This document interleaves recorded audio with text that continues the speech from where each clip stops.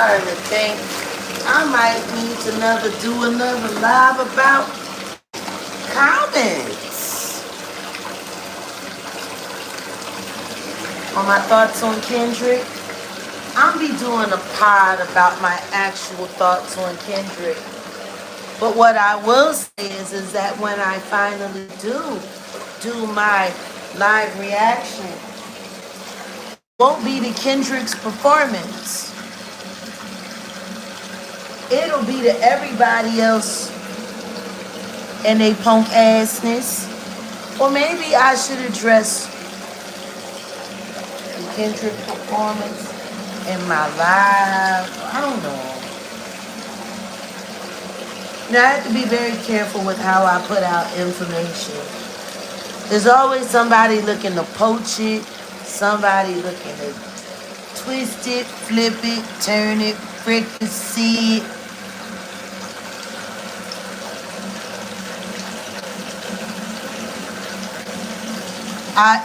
I couldn't tell you, Sally, what that unfortunate female is over there. I couldn't tell you. What I can tell you is that she is unfortunate, very unfortunate, because somebody that plays that much with God and somebody that plays that much with the Spirit is in a lot of trouble. See, the thing is, Grace and I tried to warn her a week ago about the danger she was putting herself in, making all those false claims. I just, it's weird. Like when it gets to the point where you start getting subscribers who, I mean, as I was told, you begged to buy a cruelty-free t-shirt and take a picture with so that you could prove that your supporters follow me more than everybody else. Cody, I'm not of the mind to just block you. You spent your money on a shirt and you say you believe me and what I'm doing.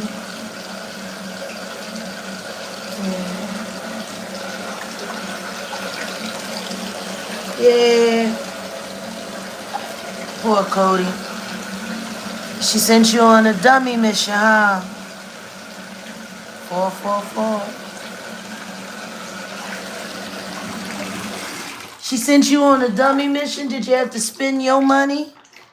Your own money? I just find it funny that the very guy whose account got hacked and whose money got stolen by another subscriber who she asked everybody to donate to, and whoop-de-whoop-de-woo, and yada, yada, yada. Turns out the woman wasn't in no fires, ain't lose no home to no fires, got a kid. Like, it's just...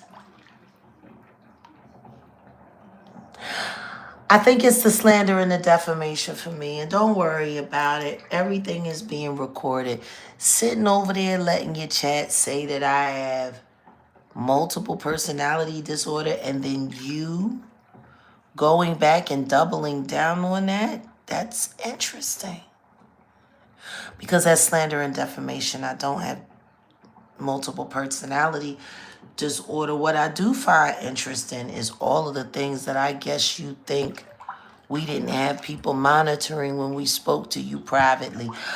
I'm going to take one recording that I have and we're going to properly edit it up, even though you did everything that you could do to make a bunch of noise in the background, to make it hard for people to listen to, so it would turn people off so they wouldn't listen, because I think you suspected we were on to you.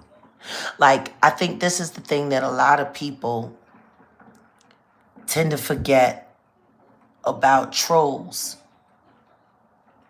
They never admit that they're trolls. Not willingly.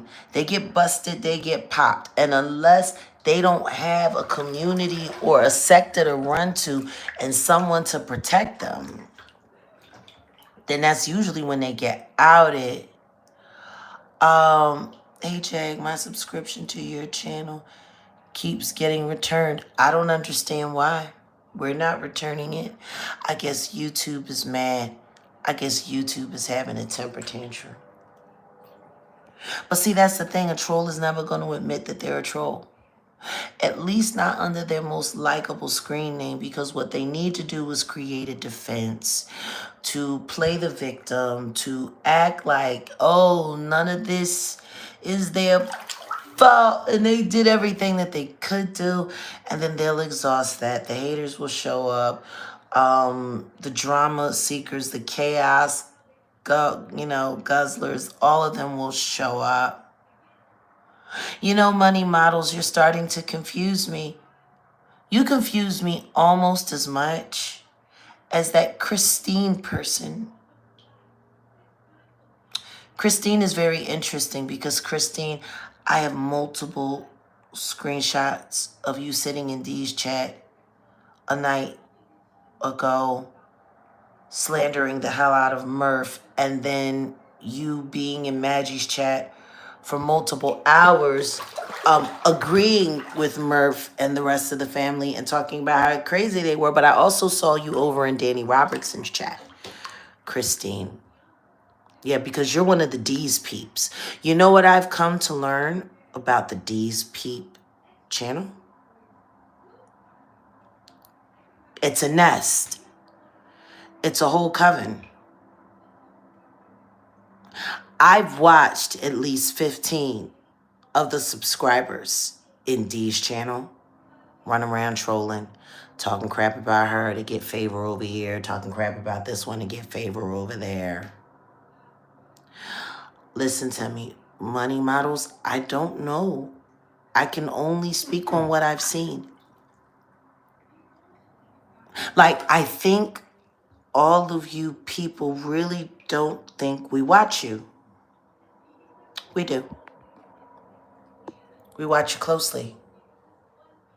I understand you belong to the Most High. I understand you don't belong to anyone. But sweetheart, I'm going to tell you something right now. You've been blocked and banned and consorting in very interesting places. Hey, Jay. It's weird. Golden Aries has been around for quite some time. She knows exactly how this works. Golden, could you do me a favor? Could you put a 1 in the chat if D is acting like every other troll farmer that got busted, in your opinion? Put a 2 in the chat if you think that what she's doing right now is genuine. Put a 1 in the chat. And this is for Golden Aries Okie only, because she's been around for 3 years now. Yeah.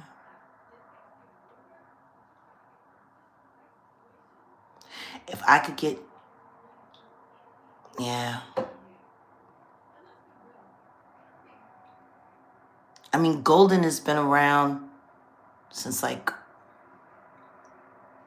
definitely since 2022. You know, some of these people that have been following me, they've been with me 3, 5 years. You know, a lot of you are 6 months young to the Jaguar Wright epic saga. Yeah. It's been going on for 5 years, G. And I think now the official king primate, I mean, the truth is they're all doing the black tea sector is dead. The black tea sector is dead. Who's responsible for the black tea sector being dead? Well, 2 people. Latasha Transrena Kebe and Jacqueline Suzette Wright. See, Transrena turned the sector into a feeding frenzy on my name. Since I was viral and they couldn't stop me from going viral, they decided to get onto the Jaguar Wright train and manipulate the use of my name to make money off of it.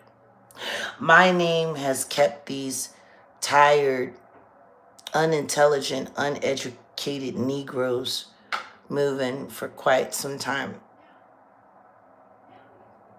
It's just funny. Yeah, since the nosy days.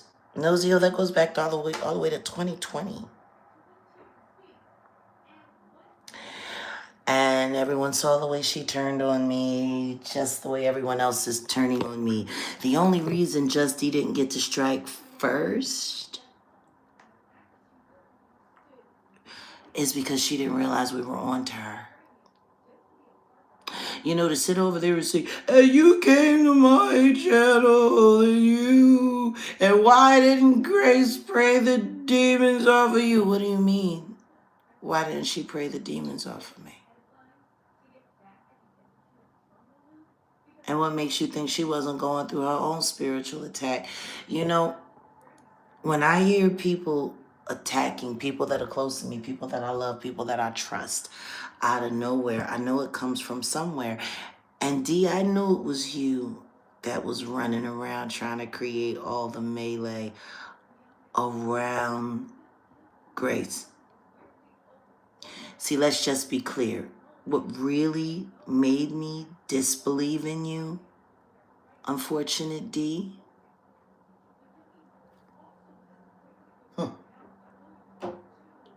it's your jealousy for Maggie and your jealousy for Grace. When I first started seeing the troll comments, and your spiritual advisor is about to leave you too, and whoop-dee-woo, and you so and so forth. It's also interesting that one of your subscribers also went to the Dr. Megan healing the child with intercourse. Bless Forever was in there. Amber was in there. Amber was sent scholarship love offering by way of the Jaguar Wright effect, and I guess apparently Bliss Forever bought her way in.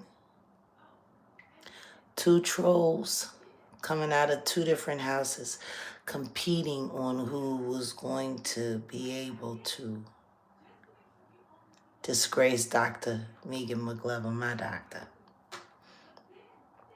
Want to know what else is also interesting? Grace recommended that course. Grace recommended Megan.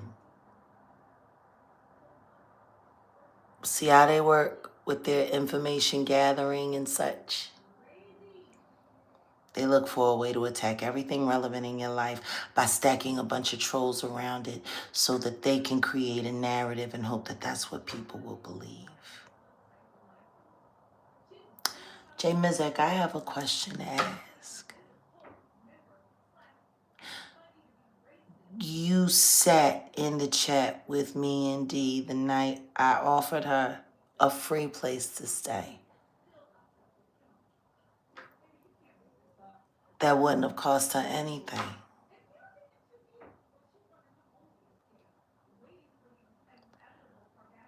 Jay Mizak, could you put a 1 in the chat if Just D turned down my offers? Or did she turn down my offer? Yeah, I mean, she not only turned down my offer, she doubled down and went back to her subscriber base and begged for money for an Airbnb for 3 days. Does this sound like the movements of a rational person to y'all? Like, I really want y'all to think about what this person says on a regular basis about how they live, about what they do, about what they believe in. You know, y'all be so busy listening to that frequency music, and it's funny because she's trying to pretend like she's not playing it tonight, but she is playing it just a little lower. I saw a clip, and then I did what I think most people should do. Unsubscribe. And make sure YouTube understands not to recommend any videos from that channel. That's what I've done. And the reason why I've unsubscribed and I've refused recommendation for any videos from the very unfortunate D is because I believe she's a witch. See, the reason why I came to her channel that night to talk about all that was going on me was because I believed that she was a part of the spiritual attack. What did I say? Why don't people believe me? I keep my friends close, but I keep my enemies closer. What I also find funny is that the night that I came through, because it was right before I had to do with Sean Atwood, sit down with Beverly Rhodes, you know, before all the things went to hell between the Ron and the Ron.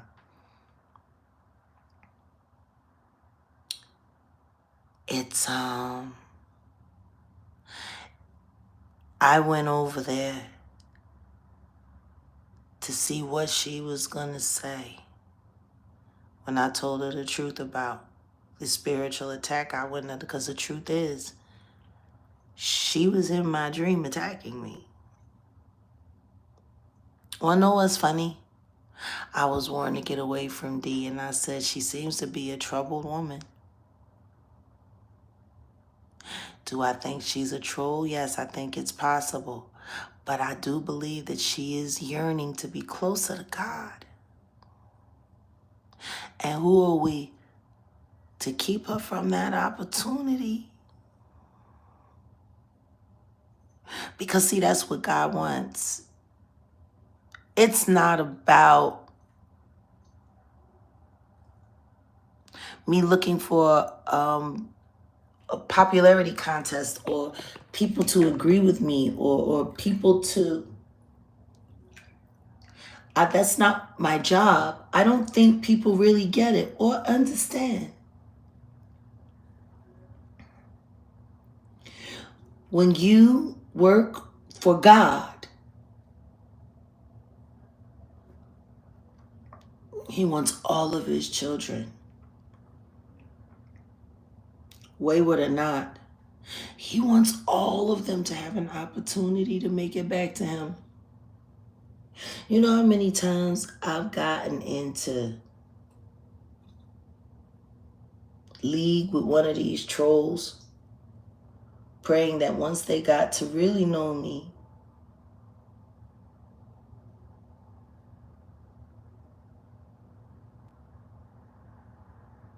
that they would see God working through me and want to change their mind. You know,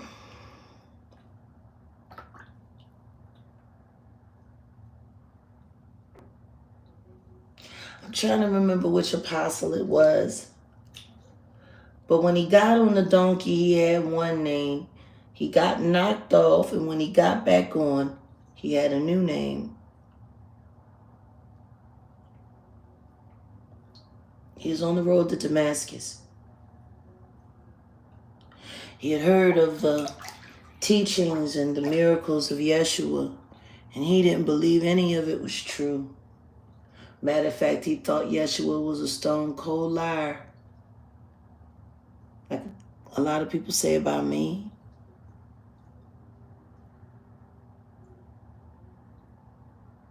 No, D lost her channel she lost her wrench on my channel last night. The disrespect.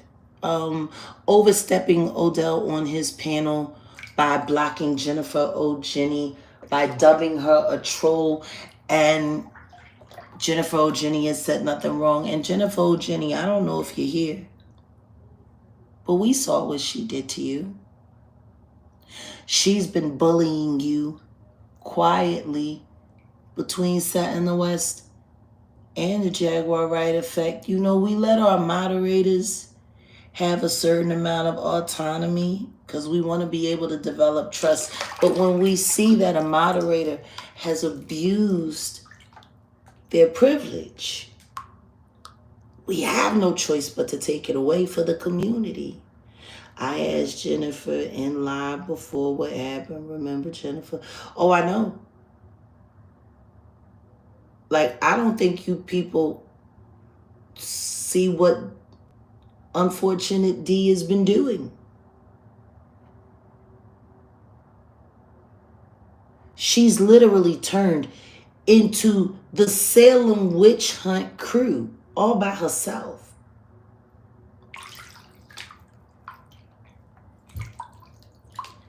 Did nobody not see the way she went after Ticket TV? Well, not Ticket. I'm sorry. The way she went after Paperwork. It's funny because if it wasn't for the live that I did with Paperwork, that whole week and a half of content that she did on Whitney Houston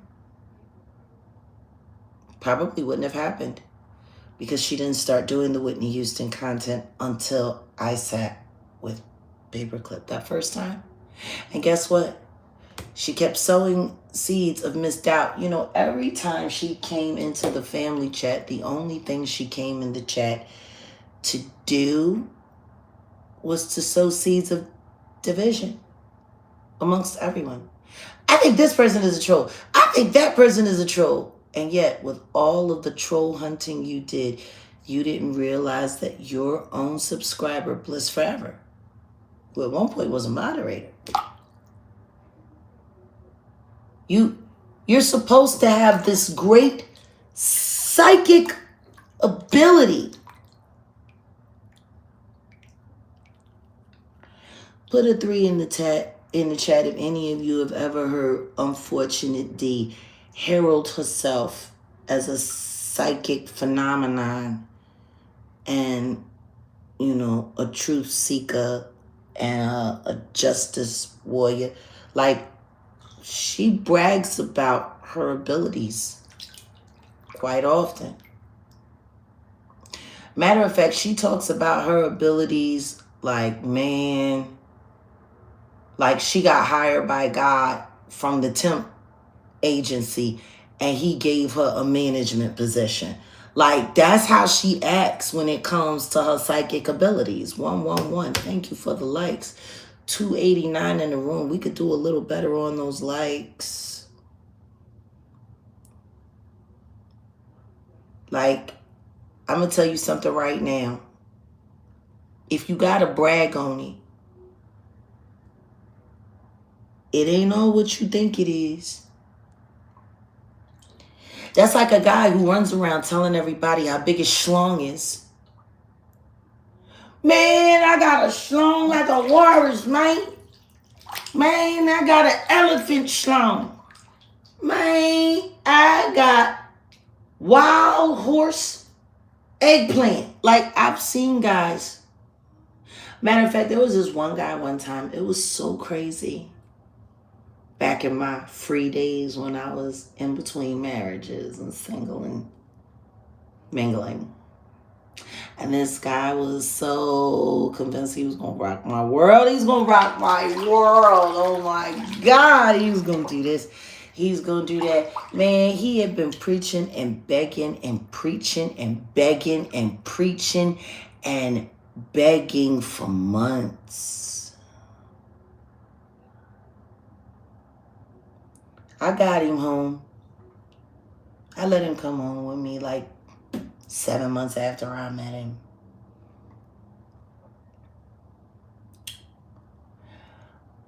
You know, I rolled up a joint, poured a glass of whiskey for he and I. And then it just became really awkward because he wanted the light off. I wanted the light on. It was my place. The light stayed on. Now, the way he turned around to put that condom on that sorry excuse for a penis was interesting. But when he turned back around, because see, he made sure when we went to the 7-Eleven before we got back to my condo that he bought magnums, extra large magnums. He wanted to make sure I saw that. Shame he couldn't fit it. He went through all that trouble. And I'm just sitting there when he turned around, looking at that extra large magnum, hang off his little wank wank like a sock when it loses elasticity. Like, you ever seen a sock when a sock loses the elastic hold around it? Have you ever tried to put on a sock with no elasticity in it when you pull it up? It's a pitiful thing. That sock just be dangling there around your ankle. And God forbid if you put on a sock with no elasticity in it before you went to school and you pulled them hoes up because you had to put water in the lotion bottle and the lotion was thin. You know what I'm saying? And then they see them ashy ankles and start running around talking about you wearing Puffer Smoke stockings.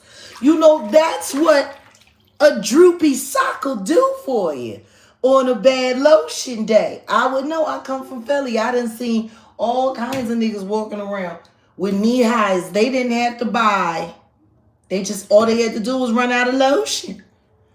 But you know, when that sock don't fit, it's just dangling, man. I'm telling you, yeah, fit for the trash. And that man sat there in front of me with that condom dangling off his little business, just like a loose sock.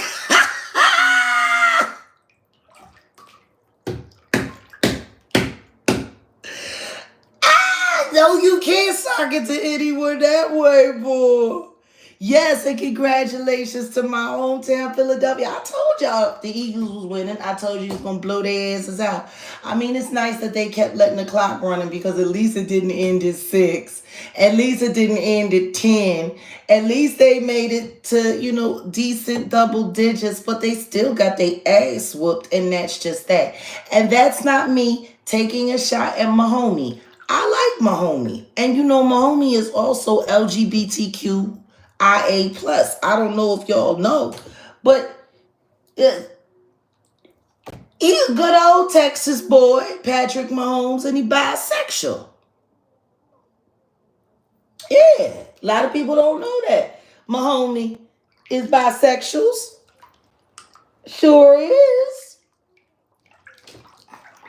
And you know what? He ain't even had to go to no freak off to get his job. All that boy had to do was keep tossing that ball right, and that's all it took. You know, when I think about all of the people influenced by the Illuminati, allegedly, what they wouldn't do for these people's honor, respect, and fame. All you gotta do is work hard. Work hard, do right, follow God's urgings, and don't let the devil creep inside your mind. But back to that loose condom. It was a mess. When I started laughing at him, when I seen it, I ain't gonna lie, I laughed at him. I'm not gonna lie, me and my cousin Sonny were real ignorant. She the one that taught me how to do it. It's funny, she was a year younger than me, but she was like I was. She's just super smart. And so we came up with a thing to do to get a guy out of bed when it was going bad. Like if it was going real bad and you really didn't want to keep up pretenses to spare his feelings, just start booing. Yeah. Like boo. Like if you at a game or a show or a movie or a concert and you're not enjoying the entertainment that you're receiving, what do? You boo. Right? That makes sense. You boo. Well,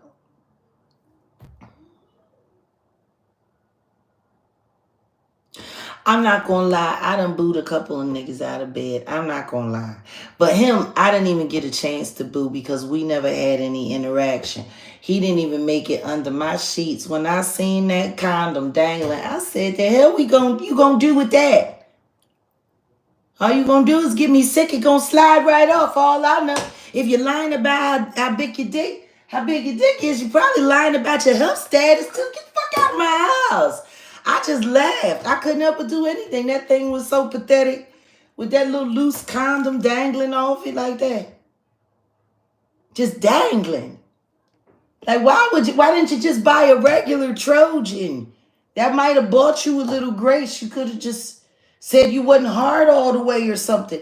But for you to buy the extra large, for you to brag for so many months, for you to go through all of that, and I finally invite you up to my crib, pour you a glass of whiskey, and all you got to show me is a dangly condom on something that wasn't much bigger than the fun size Snickers bars. Do you understand what I'm saying? Fun size Snicker, extra long, Magnum. Extra large Magnum. That's what he got. An extra large Magnum to put on a fun size Snickers.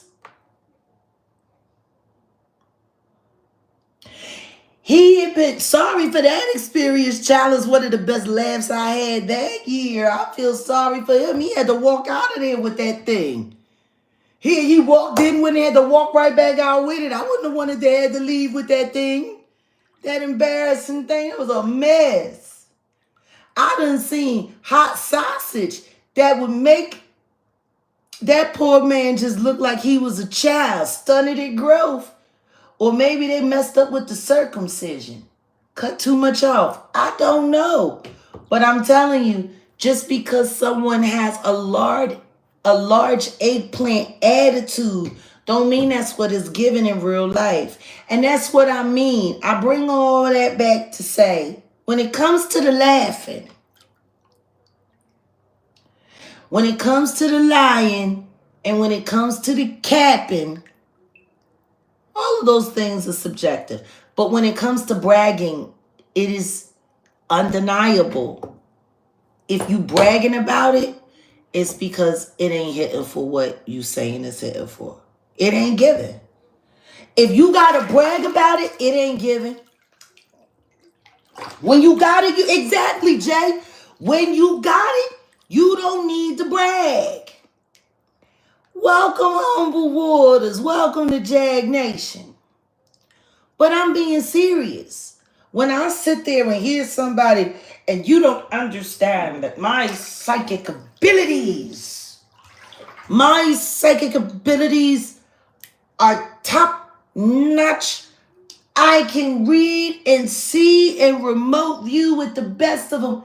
I can do this and I can do that and I can do this and I can do that. It's wild. Because God says when he gives you a gift, you shouldn't brag about it. And if you use it, you should use it in his honor only.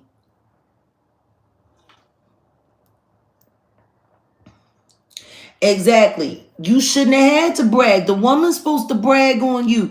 And if she the kind of woman that want to keep your cash, she won't say shit. Not at all. I see trolls online trying to say things to get my reaction, to get me to speak on my man all the time. And you know what? I don't do it. Because I don't want to catch no case. See, the thing is, I don't need to prove to anybody what I got. I got what I got. Still your lady for 24 years? Well, then I guess the person that she brags to is you, because that would make you the best kept secret in town, sir. I'm just telling you, like these younger people, I don't understand them. It's like they took common sense and turned it upside down and tried to sell it.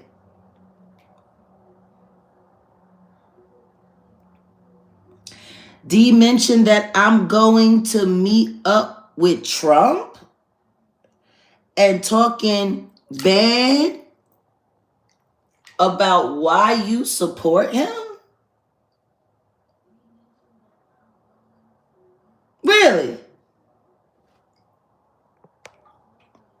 Did you mention that? Why would she say that? That's crazy. Yeah, I'm just curious. She said that. Does she have receipts? Because, see, it's bad that you're sitting over there saying that I'm mentally ill and I'm this and I'm that, yet you sat there and endorsed someone who you thinks is mentally ill. Like, if you don't think I'm mentally ill, then that wouldn't change just because you fell out with me. Like, us falling out doesn't make me sane or not sane. So now she's running around spreading falsehoods about not only me, but the president. Great.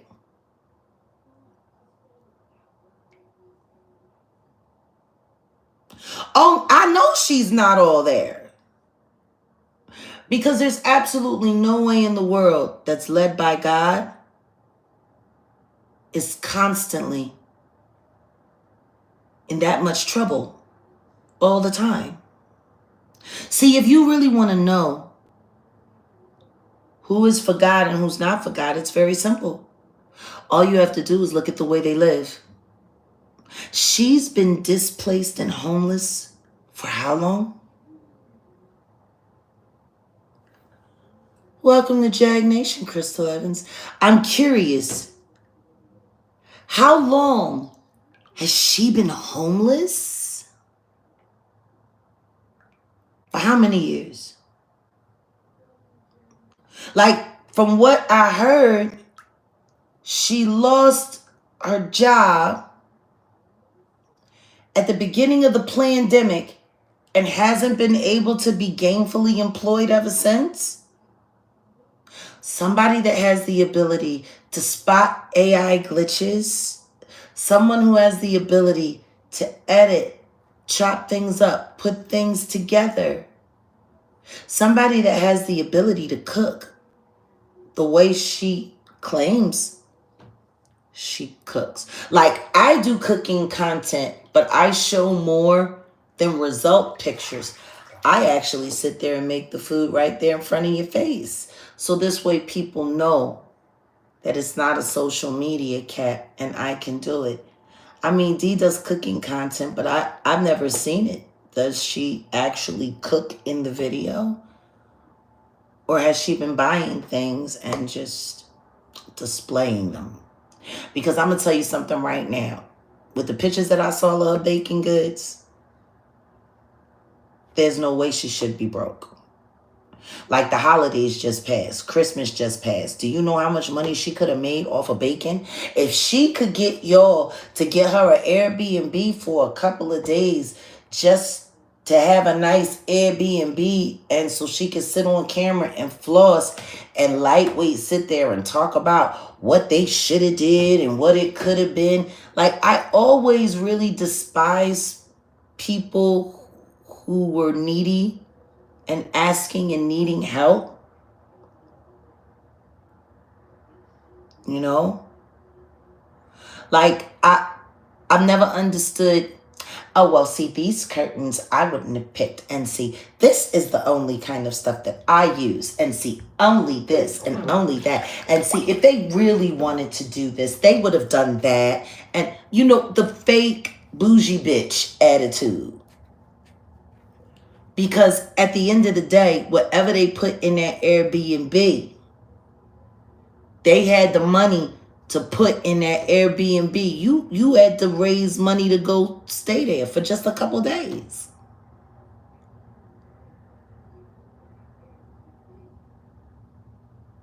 I don't know if she cooks or not. I don't know if anything is true about her. And Queen Peace, do me a favor. I saw the screenshots of what you were saying over there about how me and Dee need to get back together. Why? I want to know. I want to know, Queen Peace, why do me and Dee need to get back together? Please make that make sense. That woman has done nothing but lie to everyone that's tried to support her. She has put subscribers in dangerous situations with her very chaotic audience. And when people asked her to be accountable, she refuses to be accountable for anything. All she does is talk about how she bleeds gallons of blood every day and how tired she is. And how she was asleep. Has nobody bothered to ask why the only time she broadcasts is in the middle of the night during the witching hours? She's Tommy from Martin. She ain't got no job.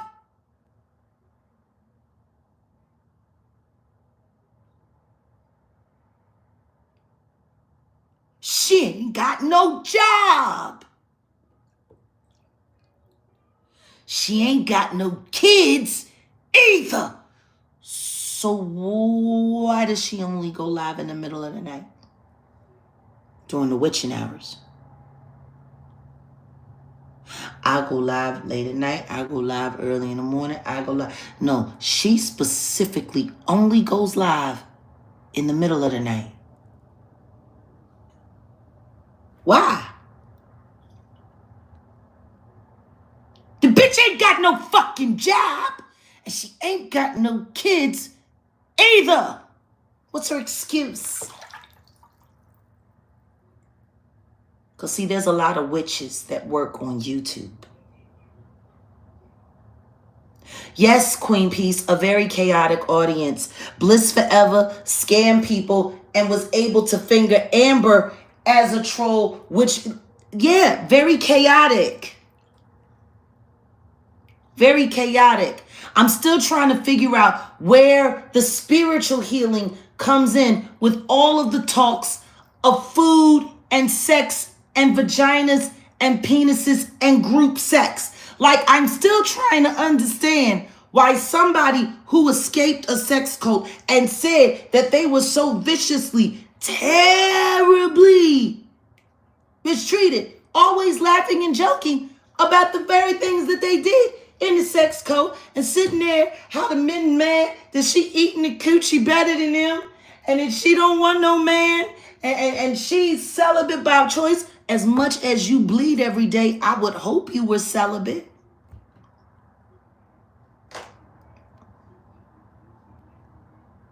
I'm being honest. How many quarts of blood do you leak every day, ma'am? How aren't you dead?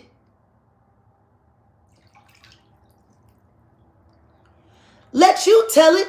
You've been on a high pressure draining menstrual cycle for 2 years damn near straight. How are you alive? You ain't got no blood. Are you kidding me? It's like a seed out of CB4. Or not CB4, I forgot. Chris Rock jacked that for Rusty Cundy. From Fear of a Black Hat. The movie with the booty juice. What do you mean maybe that's the only free time she has in the middle of the night when all the witches are working on YouTube?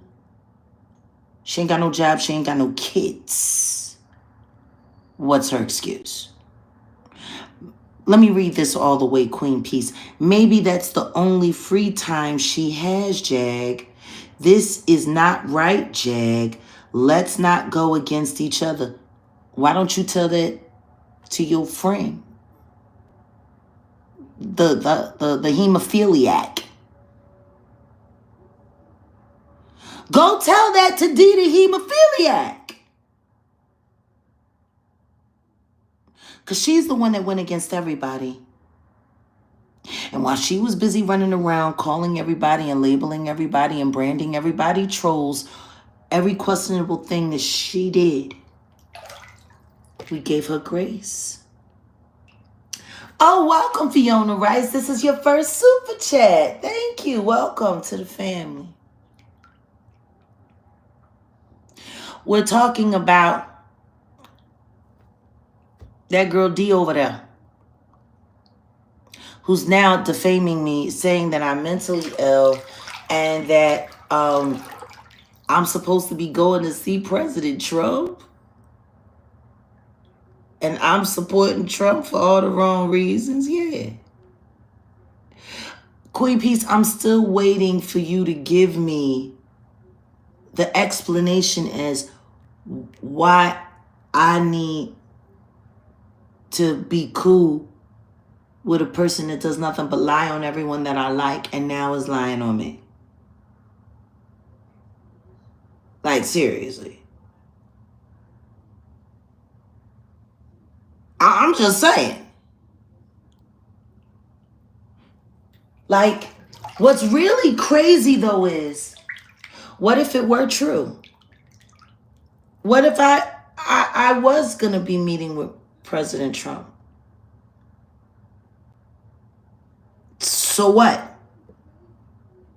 Why would that be a big deal? And more importantly, let's take one last posy-wosy right quick. Put a 6 in the chat if anyone has ever heard me or Odell say that I was going to see President Trump. Put a 7 in the chat if you've never heard either one of us say anything about us going, about us visiting. I don't know. Like, it's wild.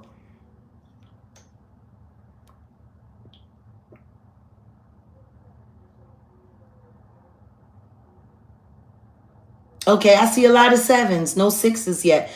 Oh, and by the way, Queen Peace, please join this poll. I'd like to see a 6 or a 7 from you, because I think this poll will answer your question.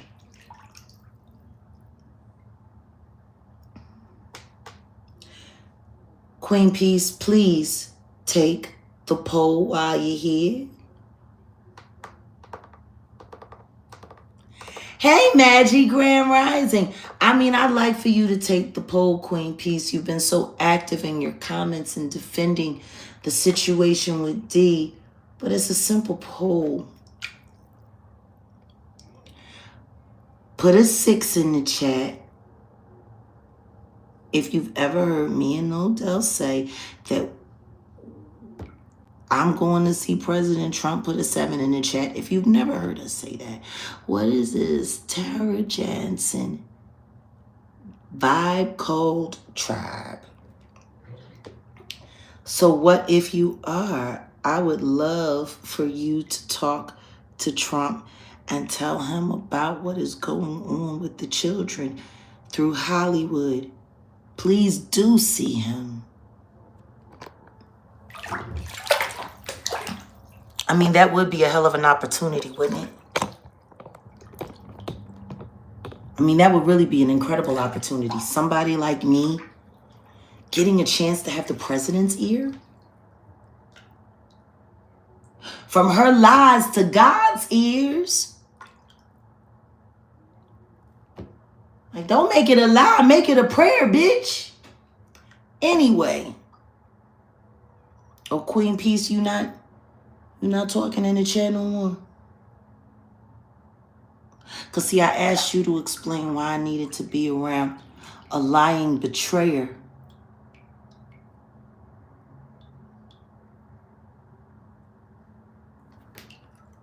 I'm just curious. And let's just say it is true. Let's just say I was planning a secret meeting to talk with the 47th President of the United States.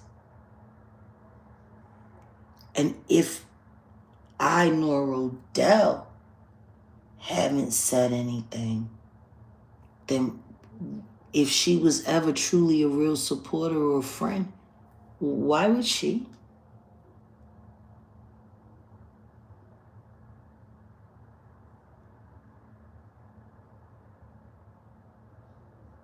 Let's be honest.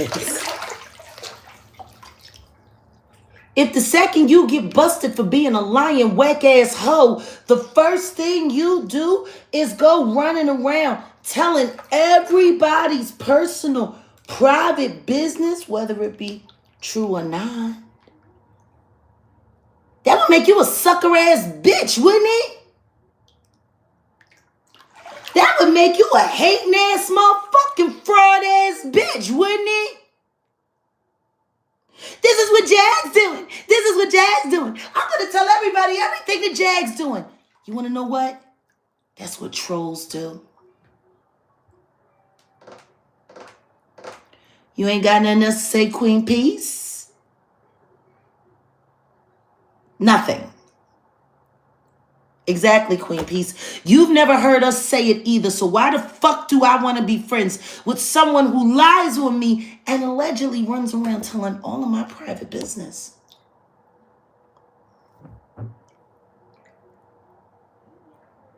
That's wild. See, Queen Peace? That's what that goofy-ass hemophiliac is over there doing right now. Like, from here on out, that's exactly what I'm calling her. That's it. She is no longer anyone other than the hemophiliac. Like, seriously. Yes, Dee used my face in thumbnails. She played all of my music. She did this. She did that. Yeah. Like, let's not pretend she didn't get anything out of this. No, I didn't misunderstand D. And if D is over there lying to people, telling them I got some kind of secret meeting with President Trump, even if it were true, that would be a violation in itself.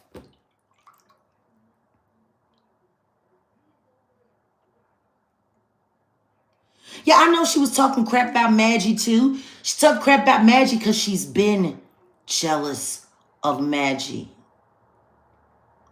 You know, it's hard for you to break a platform into like an active status when you're working in the middle of the night.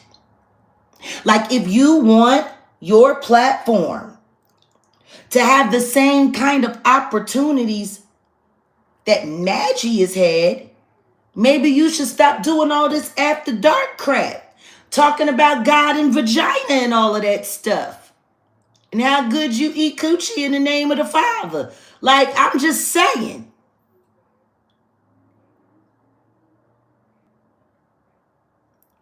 You got real interesting conversation. And the truth is, there were people that I asked to support you that saw your content when I wasn't present and said they wouldn't show up unless I was there.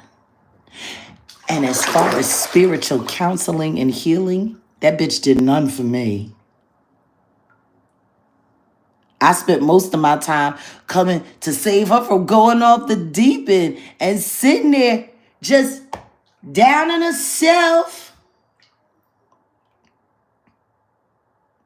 I counsel her. She ain't counsel me. That bitch is crazy. Why the fuck would I take advice from her?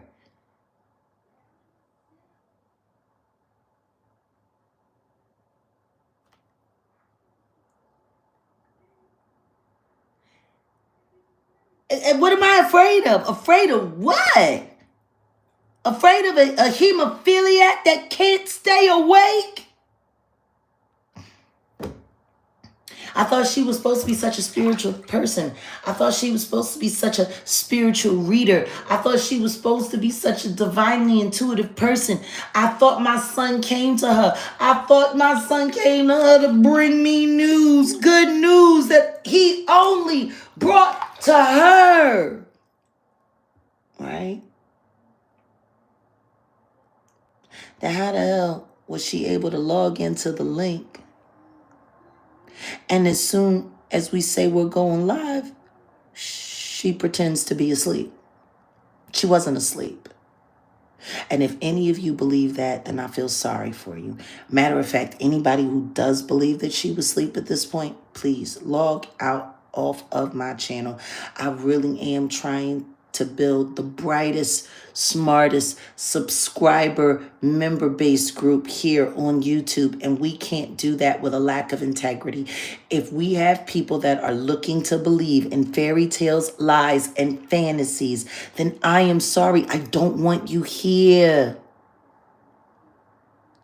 Listen to me. You can support whoever you like. I'm telling you right now, anybody who's supporting that liar, that fraud, that hemophiliac is no longer welcomed here.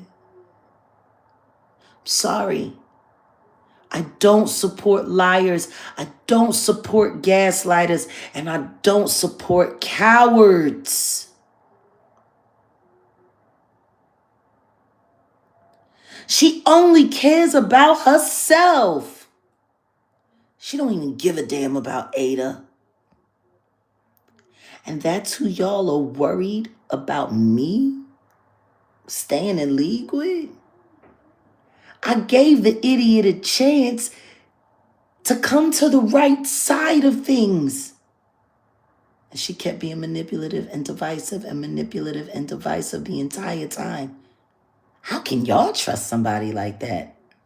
See, I won't trust somebody like that. I gave her the opportunity to come clean, and that fucking bleeding ass bitch sat on there and kept lying. Anybody that can lie straight to my face, I can't have in my presence. I'm sorry. No, she didn't apologize to Merv. She didn't apologize to Merv. She didn't apologize to me. She didn't apologize to the community for introducing them to scammers and frauds. But I guess as long as everybody else is exposed, so nobody pays attention to the fact that you're a scam artist too. Your work history is splotchy, ma'am. Oh, and just so you know, D, I ran your face through facial recognition software. I know your real name, and I know a lot more about your real story.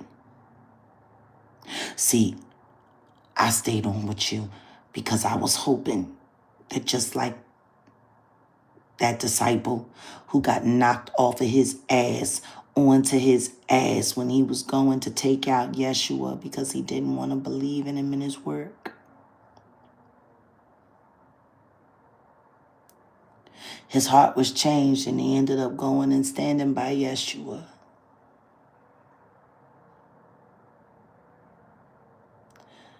And carried out Yeshua's words. See, everyone has an opportunity to change their heart, their mind, their course of action.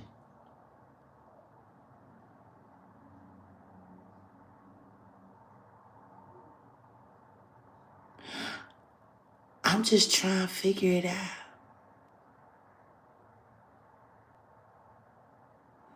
Why are y'all so quick to believe these sob stories from these professional liars? Do you know how many times she would get into the chat, come in the chat, talking about, oh, such and such is a troll, such and such is a troll, such and such is a troll, such and such is a troll, and we say, hey, calm down, it's all right, we'll check it out. But for right now, leave that be. I'm telling you, I won't be tolerating on my channel because I'm doing this for the family. I'm doing this for the soul tribe, and I'm doing this. Paranoid much? Then when we start asking the real questions about that, oh, well, you know, I was asleep, I'm tired. I was asleep, I'm tired. You know, I've been bleeding all day. Oh, if you guys knew how much blood I lose every day. I lose so much blood. Oh my God, I lose so much blood I can barely stand. That's why I have to drink so much water. You have no idea how bad it is for me.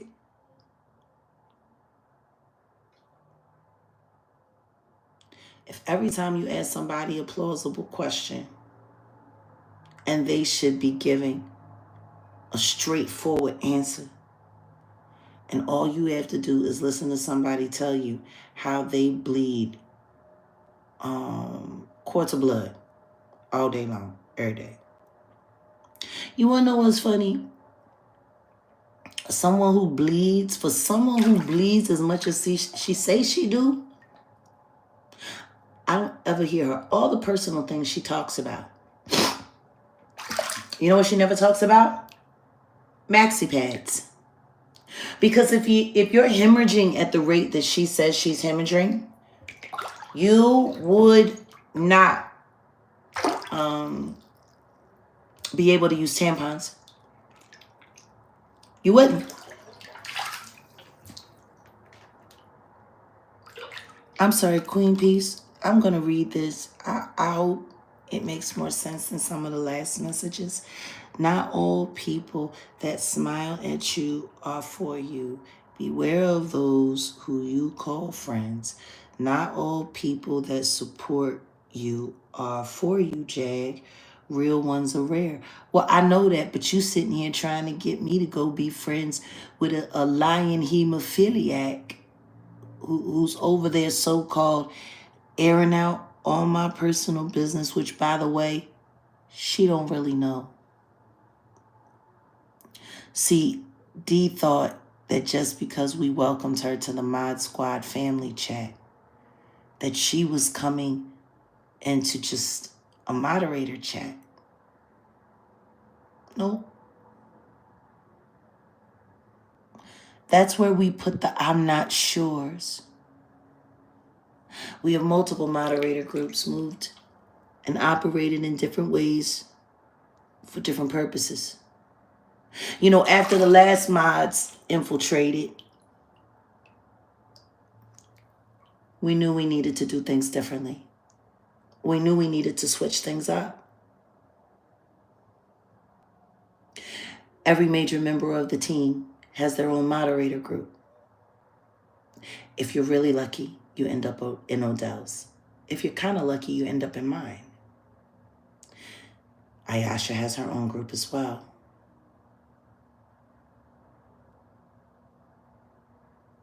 We run our information very quarantined.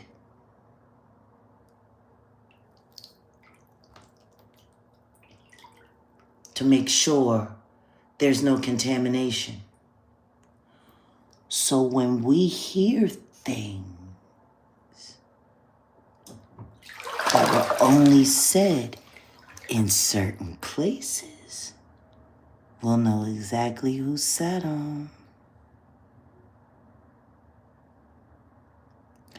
See, what the hemophiliac is about to find out now, because I'm sure someone's going to run back to her chat and tell her, is that we had her in the observation tank.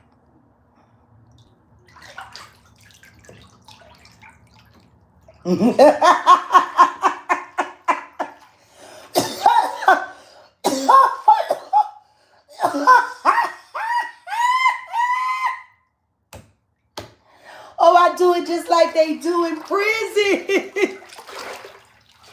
Oh, she not live no more. Oh, I guess somebody went over there and told her the very real things I had to say. You should log off for good, chick.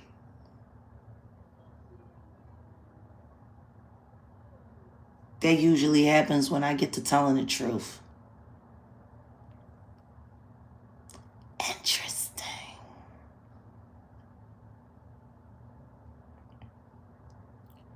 We don't let anybody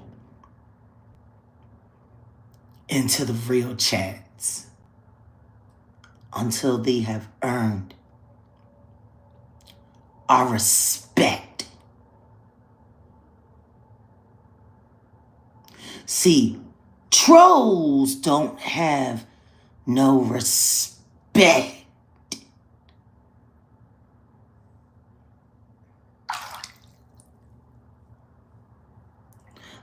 The chat that you were in, D, you need to go back and tell whoever's running you that we were watching you. We were studying you. Want to thank you for all of your intel. It really helped us get to the bottom of this troll farm business a lot faster than we were. You have been an excellent guide. See, when they send me someone, I use it to the best of my abilities. The question is, why you're busy running your mouth, telling all the things that you learned inside our secret family chat?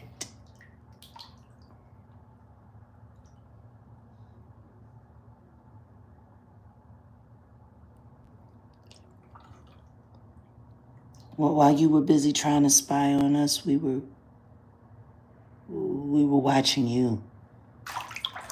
We were observing you, taking voice samples, comparing it against other voices. You were very cooperative. Thank you.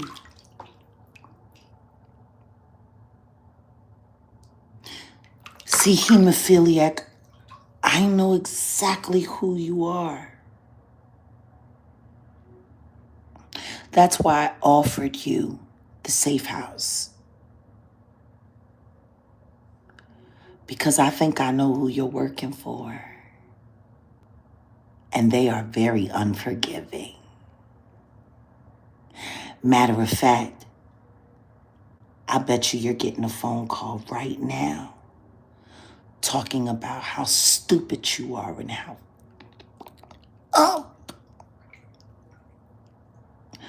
like you did while we were live and you were pretending to be asleep. And they helped you work your little, I fell asleep, I had no idea, and Jag was yelling story. Maggie's right about one thing, you are boring as fuck.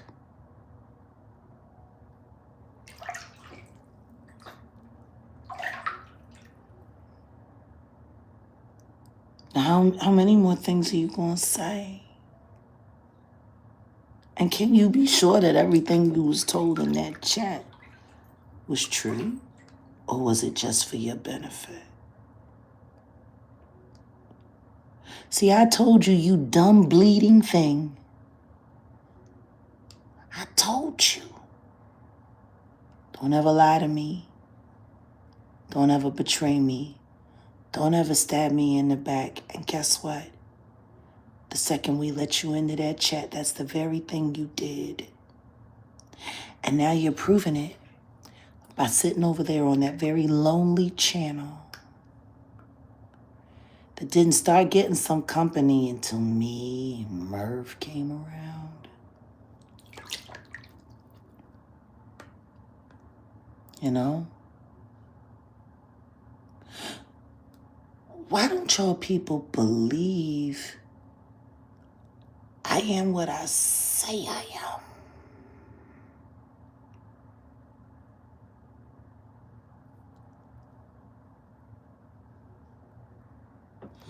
You want to believe a woman who says she bleeds so much that she should have to buy stock in Kotex or Tampax.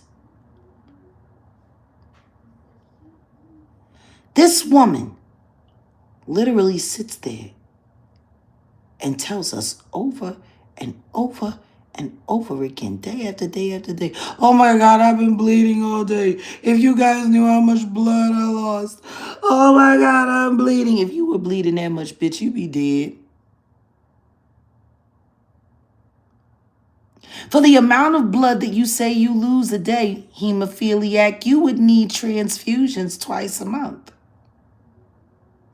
I would know because I actually know hemophiliacs. It's a very annoying life. Trust me, losing that amount of blood and not seeing a doctor and not needing a transfusion, that in itself makes you a liar.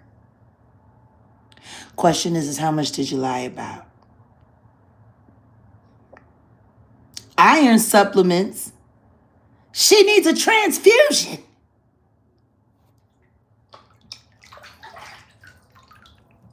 Are you kidding me? J Mizak, put a 1 in the chat if I'm over-exaggerating. She tells this crap to women and men. Like, I've never seen such a lack of personal dignity in my life when someone is literally sitting around. No, she didn't support me. Stop lying to yourself, Queen Peace. She used me. And honey, if you can't see that, then I guess although we've come to the end of the road, and I must let go. It's a natural. I'm telling you.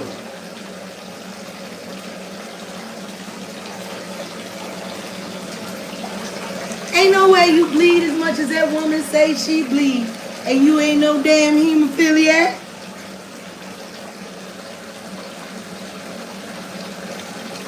Oh, I'm sure she was talking negative about me.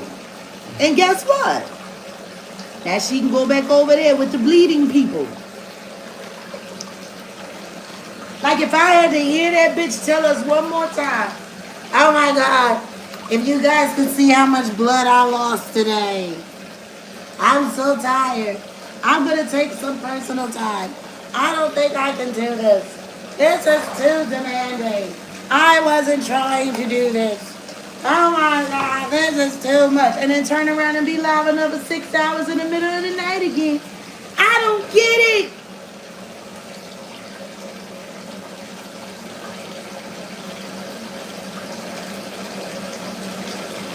Exactly. 7 days a week, 24 hours a day. You just bleeding. You should live at the blood bank.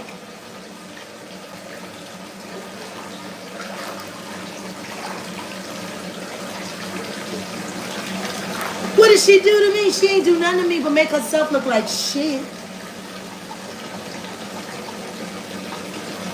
You can't hurt my feelings.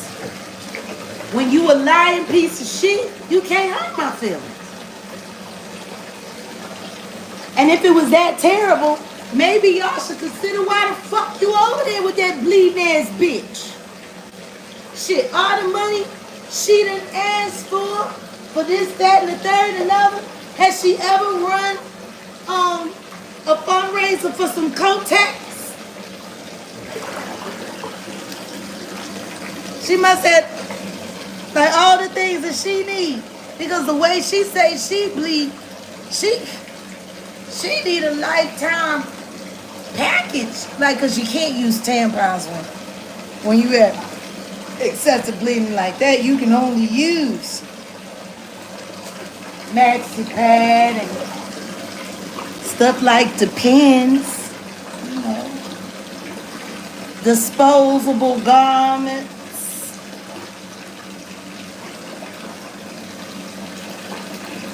I'm trying to figure out, how did people get so much spiritual healing from someone who's so spiritually sick? Because if she's the psychic that she said she is, if she's the clairvoyant that she said she is, she should seen half of this shit that goes wrong in her life coming, shouldn't she? I'll never forget what that bitch said that other day when she said, the hemophiliac, she gonna sit up there and say, look at the tile. Didn't I dream about this kitchen? Put a Y in the chat if you remember me saying I was gonna be in a white kitchen with tile. Most kitchens are, clairvoyant. More like if you're so clairvoyant and your abilities are so good, let's go over some of your predictions and see where they've led us. Now, back during the holidays when all of the troll farm was really going after and attacking a lot of the troll witnesses like Lamisha and Adrian, all of that, I do believe the hemophiliac said that she that Lamisha Fuller was going to be unalive by the new year. She said Courtney Burgess was going to be unalive. She said, who else did she wish death on? She wished death on a lot of people. I can't keep up with the list. It was so many people that she was always wishing death on. But she said she's solid. I'm just curious. Are all of those people still living and breathing? Because she surely said, with her amazing psychic abilities, that all these people are supposed to be dead.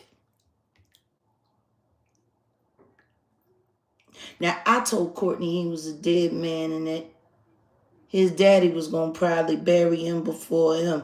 And guess what? Technically, by content standards, I would be wrong. But I have intel that says different. Courtney's dad isn't dead. Lying on his dead daddy. Lying on his dead daddy. Lying on his dead daddy. His daddy ain't even dead. 444 in the building. We could do a little better with those likes. We could use like 100 more.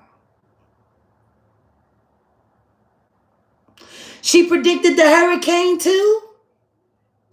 Wow, she made a lot of predictions. It sounded like she predicted the hurricane just like Allie Carter predicted the fire.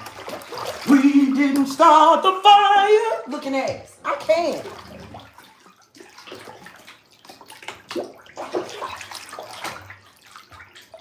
It's just funny to me. You so clairvoyant. How didn't you see that Bliss Forever was a troll and scamming your subscribers? By the way, what say you of all of the wrong readings that people have got about you? Because, you know, it's just wild to me. She predicted Ronnie Bo would be found in 5 days. Actually, Ronnie Bo wasn't lost. And Ronnie Bo showed up the next day. There wasn't no 5 days. See how easy your minds is played with? I find it interesting. You don't want to believe the real people of God who tell you the absolute truth. But y'all really do like believing liars. I'm just trying to figure out what it is.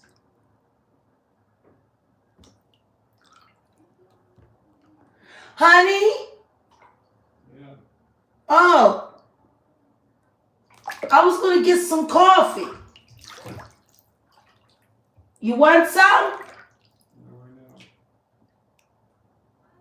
Did you hear that Dia's been gossiping about us? Dia's been what? She's been gossiping about us. That's right. She told everybody that we told her we have a meeting with President Trump and that we're getting with him. I guess, I don't know, for world domination or some shit. Okay. Ain't that weird? All right.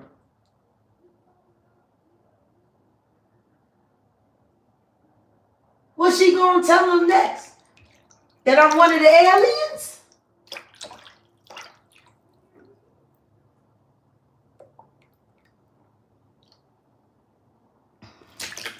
You know, I'll never forget the day that Dee sat there and cried in the back chat, crying about her mama and her sister, and talking about how everybody in her family done screwed each other and screwed all over each other.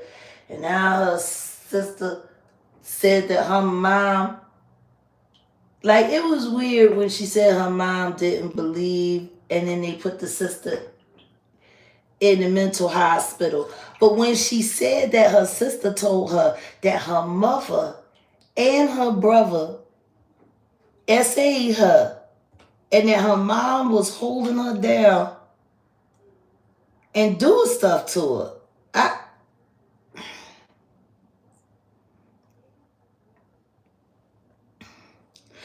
and then she said, and I really want to go and be at my mom's funeral. I really want to be there. But if she was able to do that to my sister and drive her crazy, then I don't know what I should do. I love my mom, but if she did that to my sister, like everybody in your family is mentally ill. Everybody's screwing everybody. Everybody's doing this to everybody. Everybody in the club get tipsy. Whoop, whoop. Like y'all people, your whole family sounds like a dysfunctional freak off. And then you went from that family into a church where you got involved in the sex cult and you're freaking off. Like your whole life is a freak off. Let you tell it. How can we be sure you're not a diddy bop? Your whole life got freak off ways. Why should we believe you quit?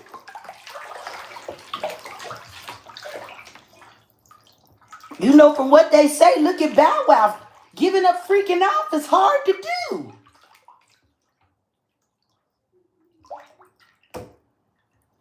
Why don't you tell people the truth about how many times I've had to talk you off the deep end and y'all want to call? Let her, y'all sat there and let her call me mentally ill and you didn't unsubscribe, choose to unrecommend and warn everybody not to go over there with that crazy bitch. Like y'all literally sat there. She spent 25 minutes. Of course I'm in the bathtub. She spent 25 minutes. I'm the mermaid that saved Lamisha Fuller. You didn't know?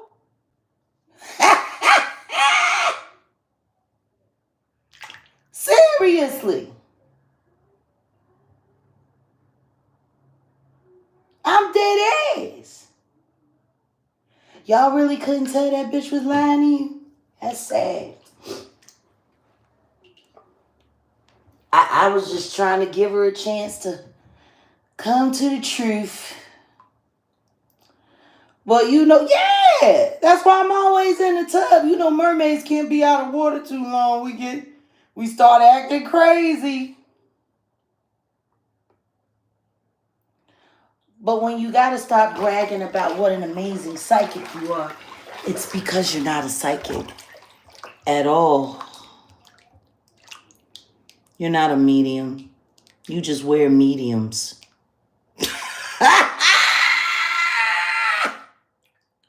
What do you think about that one, babe? Is that a bar? What? D ain't a medium. She just wears medium. Oh, damn. Oh. Never get into a fucking argument with a fucking battle rapper, bitch. I will eat your ass bar for bar. Oh, D, you're the best at coming up with all the nicknames for all these YouTubers. No, she's not. She's just recycling names that I used to use 4 or 5 years ago. Like, y'all really should stop doing all that cheerleading in the chat. Y'all really should. Stop pumping up her false hopes, dreams, and expectations. Her numbers are going to be kind of big for the next 4 days, like it usually is with trolls that have gone defected. Oh, thank you, humbles. Thank you. Love back. But yeah, once they realize there's going to be no traction, there's going to be no action, and they can't make no thumbnails and do reaction videos about the reaction. Yeah. She wears medium. That's her size. When she says to y'all, I'm a medium, she ain't lying. She wears size medium. And just in case you weren't sure,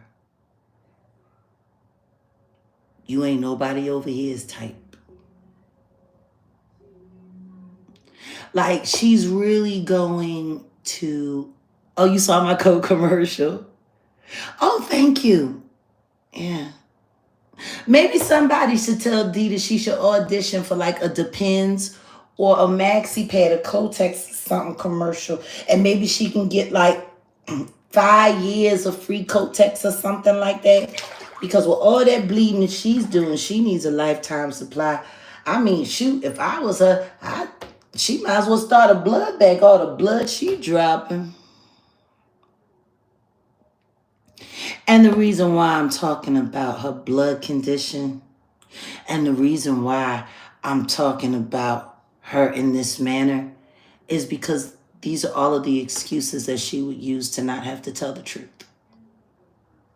Anytime it came time to tell the truth, next thing you know, Dee's bleeding. She's bleeding. She's exhausted. She's tired. She's bleeding. But man, she really does find the energy to stay up all night and wail and holler. Oh, somebody has a first super chat. Oh, thanks, Black Steven. What is this? Ensure she removes your content from her channel immediately. She has no right to it. You know what? I couldn't agree more, and I think she should.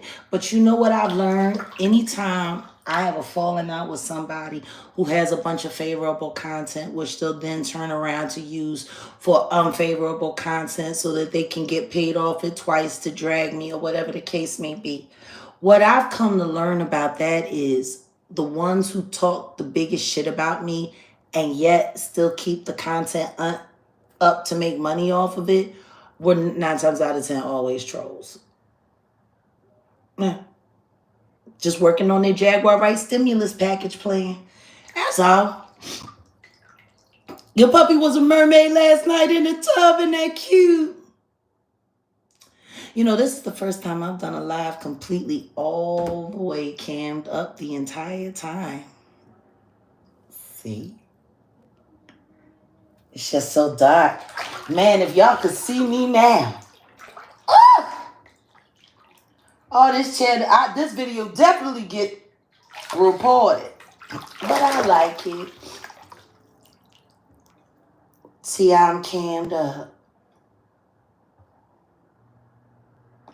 Oh, that Jaguar Wright stimulus package, look, is the bee's knees. Fed half of the brats that grew up with YouTube parents. Man, I done fed these suckers so much. I just got Amber Alert in my state praying for the children. Yeah. Well, be careful. Because just as much as that thing can be used to find children, it can be used to lose children or make sure they never get found. How about we pray that whatever state you're in that just got the Amber Alert, let's pray that none of y'all need it.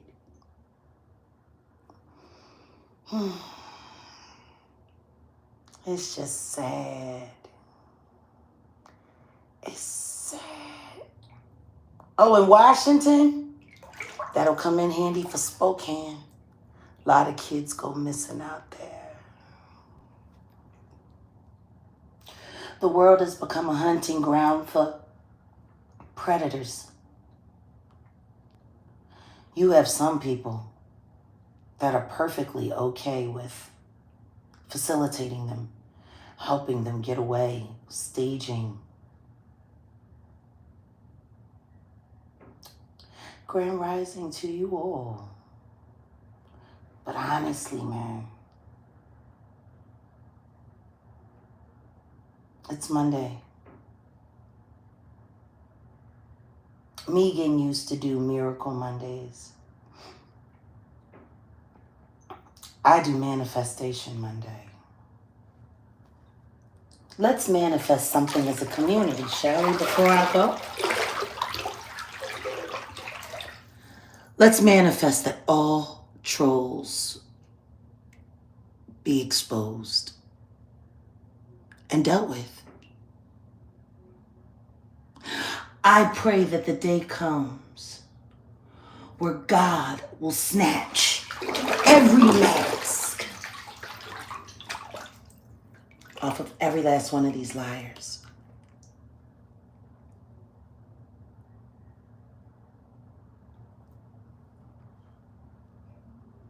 And I pray that on this year, the year of 25, the 21st century, that Ra's al Ghul himself be unmasked completely for the villainous hip-hop destroyer he is. Because if anybody thinks Ra's al Ghul doesn't know or didn't have a hand in what happened to the end of Irv Gotti, it's crazy. Why is nobody more outraged about what they just did to Irv Gotti? Welcome to Jag Nation, Teresa Singh.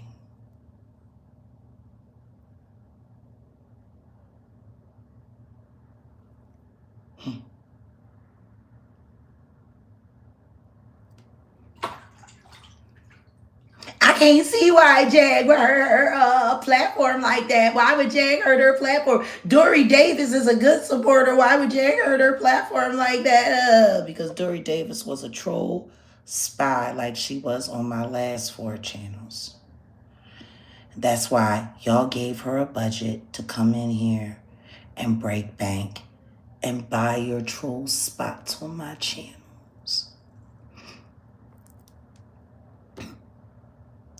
Oh my God, if y'all could see me right now, if it wasn't so damn dark.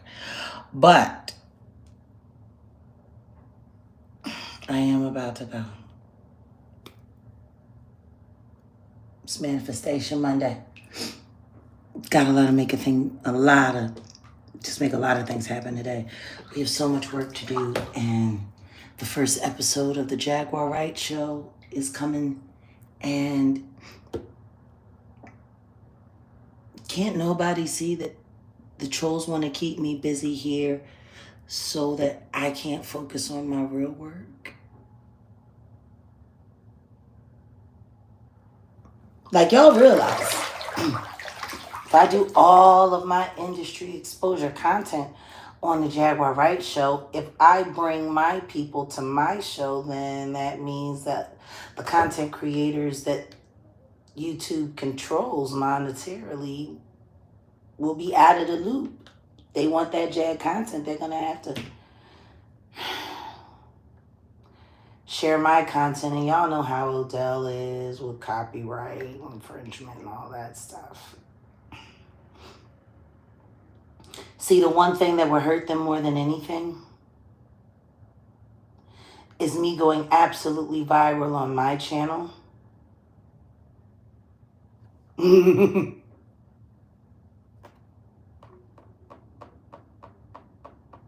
Absolutely viral on my channel, and YouTube have to pay me that money. See, that was the purpose of having me on different platforms, that they were able to manipulate or control in some way with either punishing them for not doing what they want them to do with the content, or demonetizing their videos so they can't make any money off of it. I mean, like, that's what YouTube does. But they won't be able to do that with mine. So see, having me at somebody else's platform, that worked out.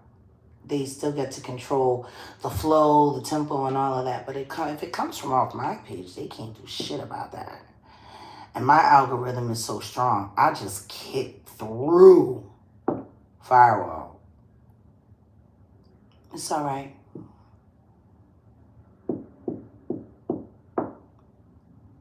Ain't nothing y'all gonna be able to do to stop the Jaguar Wright show. And what I will say to y'all is this: when you start falling into following, subscribing, believing, joining membership and all of that, when it gets to the point where you start to act more like a disciple than a subscriber, it's a problem. When it gets to the point where 2/3 of what comes out of the content creator's mouth was said in the chat first, it's a problem, because that means the chat is running the content creator. See, when a content creator brings forth content, they're not supposed to need audience participation to make their show work. They were already supposed to have a show planned. So if you get online and everything is talking to the subscribers, asking the subscribers questions. Oh, crikey, damn it.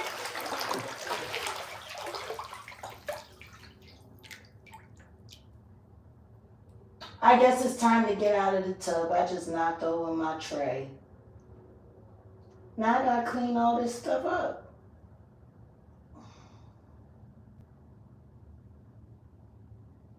Well, ain't no use in crying over spilt weed.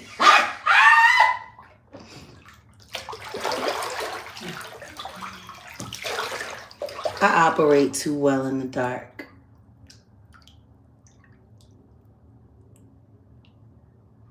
Actually, I usually don't prefer anything other than candlelight. Things always look truer to me in candlelight than artificial light. Thank you, ACG. I want to thank everybody for the super chats today. I want to thank you guys for the likes. We could have done a little bit better with the likes, but it's been a slow live. I mean, it's been less than 500 of you here this morning. So let's make sure we get those likes to 500. Replay gang. Yeah, you do know I got more.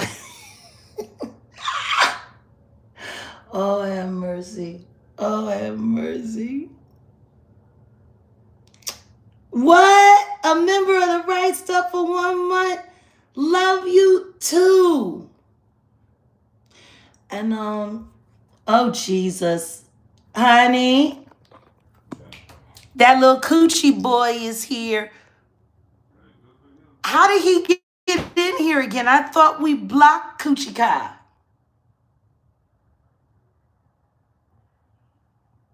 It's weird. Why are you here, boy? Like, you want to come here to try to clown me because you mad that you ain't got a job anymore because they don't pay you anymore? See, that's the problem. When you got kicked out of being a moderator, when we got rid of y'all, actually y'all quit. But then again, we kind of tricked you to do it. That was the point. Oh, and Kai, I'm labeling that, I'm reporting that comment for hate speech. You just mad because now you can only eat what's in the house, little boy. And them food stamps ain't carrying as much as they used to. And you ain't got Aunt Jag to send you no more cash apps anymore. Eva, sassy chick. Oh, love you too. Thank you. Like, it's just wild to me. Because you were already blocked from this channel, Kai. You were already blocked. So now you want to come back here and throw a tomato at the door in honor of the hemophiliac? Is she going to be doing an interview with you? Like Bridget did, even though nobody showed up. I mean, for crying out loud, you had to go over to Ralph's channel, and you still ain't been live since. You're 20 years old. Actually, no. You just turned 20 years old. Yeah. I remember when your birthday is. I actually cared about you. And I really did try to stand in the gap for what you could be. See, Kai, I told you all the things that God showed me that you could be. The only thing you showed me,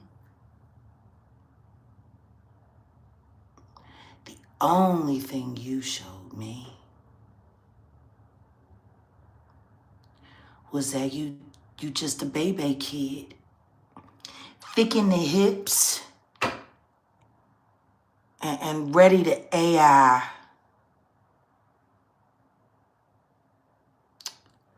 When I saw that picture, Kai, I was very disappointed. It goes to show me exactly how insecure you really are about your body weight. Maybe if you just come out the closet and just, saucy Santana it, maybe that would bring you happiness. I don't know. But all of you people are very unhappy. Do y'all see this? The little boy done came back again on another 2.0. Cultivate with God 2.0. You 56 and still running? What? And still what? Oh, I'm not 56, Kai. I haven't even turned 48 yet, so you're almost a decade off. Nobody's running from anything, child. That's why we hire lawyers. But as poor as you are over there in those projects, still living with your mama and your uncle and your cousins and them all together in that little hovel you call home. See, that's your reality. Your mama ain't got no tub like this. Your mama ain't got beautiful towels and tapestries. Your mama might as well be shitting on one of those big old stew pots that you make the collard greens in for Christmas. For all we know, your mama's shitting in that thing right now. Real rap. Don't come around here, kid. You're pathetic. 20-year-old bum dropout with no pension for anything other than this gaming world. Like, your life is over, kid. You played out like a Jerry curl. But just in case you want to come back with Cultivate with Kai 3.0, you'll be blocked and reported and banned. Why don't all of y'all troll mods get together and do a panel on how you failed at fooling Jag? That's a show I'd be interested in seeing. So how did Jag unfoil your plot? How did Jag catch you? What lie did Jag catch you in?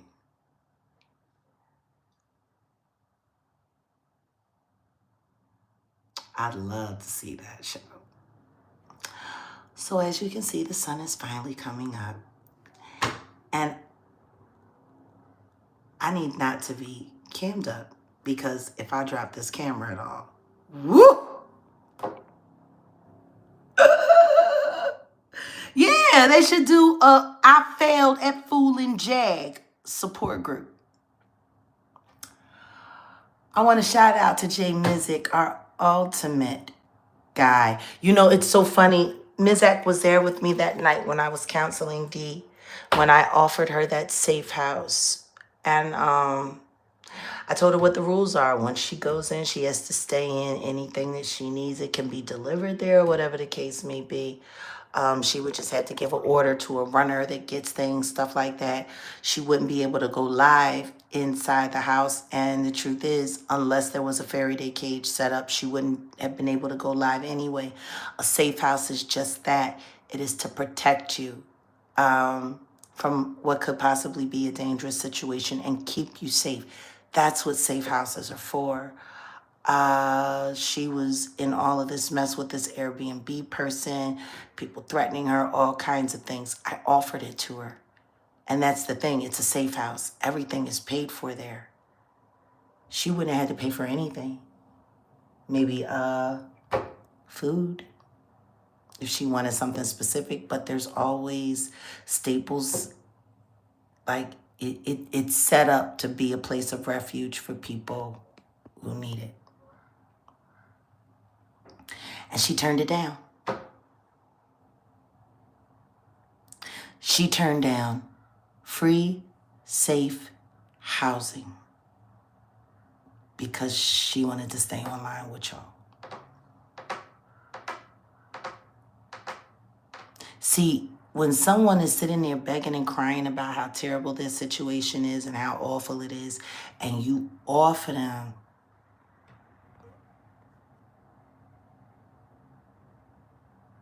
actually, no, that's not what I said.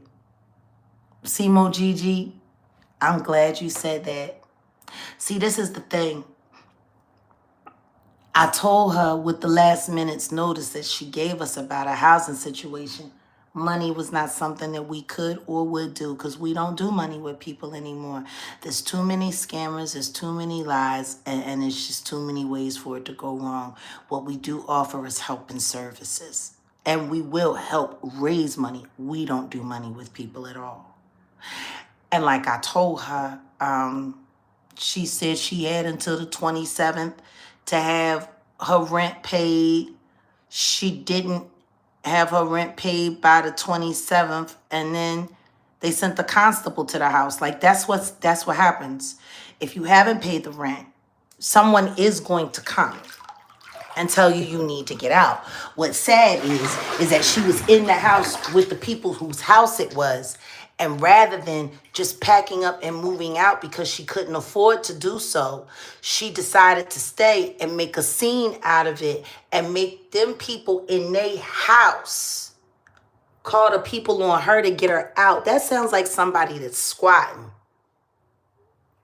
Like, let's just be honest, her whole situation, anybody who's sitting there really, even in this moment, still not choosing to see what a manipulative little cunt she is kind of weird. Like, it's kind of weird.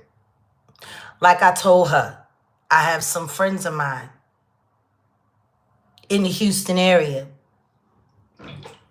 I told her the truth. I said, I could send you over there, but the truth is, it's sketchy, and I don't think it's safe. I wouldn't want to put you in that position. If they have some shit that goes down and you're there, that could be bad for you.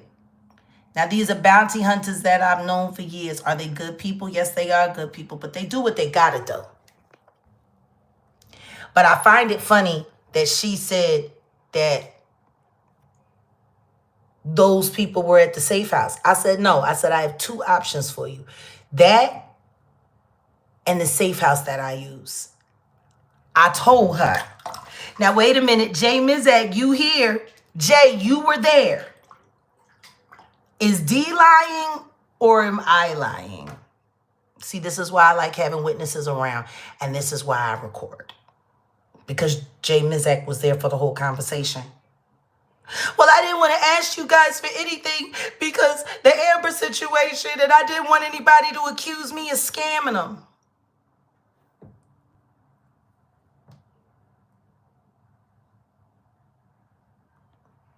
What is this Mizak saying? I know, Auntie Leah, we've all been so preoccupied and I forgot to mention it. Yeah. Mizak was on the phone with me. While we were sitting there telling her to stop acting like a hypochondriac and get her wits about her. Mizak, I'm going to run down a list of things that I say. Put a 7 in the chat every time you hear me tell the truth. Put a 6 in the chat every time you hear me tell a lie. In that conversation with me and Jay Mizak, comforting and supporting her, she had started hitting us up randomly, crazy, acting all nuts, calling the chat. We answered, asked her what was going on. She said, well, I had until the 27th for my situation. And I thought I was going to be able to manifest it, but I didn't. I said, well, why didn't you ask for help? Well, honestly, the reason why I didn't want to ask is because the Amber situation just happened and I didn't want anybody thinking that I was scamming and trolling. Jay Mizak, did I not say this next? Like I said, 7 every time you hear the truth, 6 when you hear a lie. Why would you think that we would look at you that way? We know Amber is a troll. We haven't accused you of being one. Why would you regard yourself that way? True or false, J. Mizak? Did I not say that to her? And J. Mizak also encouraged her and said, why would you think that the family would look at you like a troll? See, the only time people be worried about people thinking that there's something when they're not is when they really are. Okay, Mizak. After that, I told her, couldn't do any money thing for her, but I had two options for her in the Houston area. I said one was a safe house and the other were bounty hunters who also work with mercenaries. And it could get a little sticky and dangerous. I said, I don't want to send you there. But if you have no other choice and you're scared and you're out in the street. And I was like, but I do have a safe house. I said, but the only problem with the safe house is you're not going to be able to go live. You're not going to be able to come and go as you please. You're going to have to stay in the house. Somebody will be able to bring you food. You'll be able to have groceries delivered, stuff like that. Like you'll have TV, but like you can't go live. Like you can't get on social media in there. It's a fucking safe house. The whole purpose of it is to block the world out so you can stay safe. And the truth is, considering how sick and tired she was, and she was waiting for her friend who was supposed to be back in town by what? Saturday? Because her friend was supposed to be back by the 8th and she only needed a place for a couple of days because her friend was going to hold her down because her friend was in Puerto Rico and her friend was coming. J. Mizak, if I'm lying, put a 6 in the chat or a 7. Okay, and her friend was coming back and she only needed a place until the 8th and her friend is getting a house and her friend said that she could live there with her rent free and it's okay and she would use her as a house sitter because she be going all the time and she be all over the place and whoopty-whoopty-woo and yada yada, yeah. Working is the key. God bless a child that has their own, amen. But at the same time, when you have a support team with you that's willing to get behind you and help you, you also have to be honest with them. See, like I told her, if you knew this was coming, well, I was trying to get it done by myself. I was trying to manifest it by myself. But this is the thing. The simple fact that you were in the situation that you were in the first place was some janky ass nigga shit. Let's just be clear. Number one, you've been living in Airbnbs for how long? Why would you feel comfortable enough to go off book with an Airbnb without a lease? Like, it would be one thing if he took you off the Airbnb reservation to present you with a legitimate lease that would have protected the both of your interests.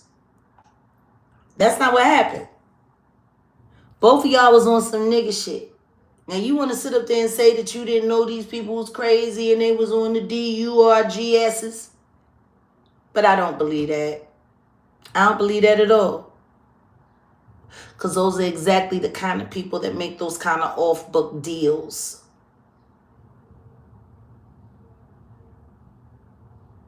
Okay? You the one that made a janky ass off-book deal. And I told you for a fact, by the way, J. Mizak, put a 6 or a 7 if I'm lying.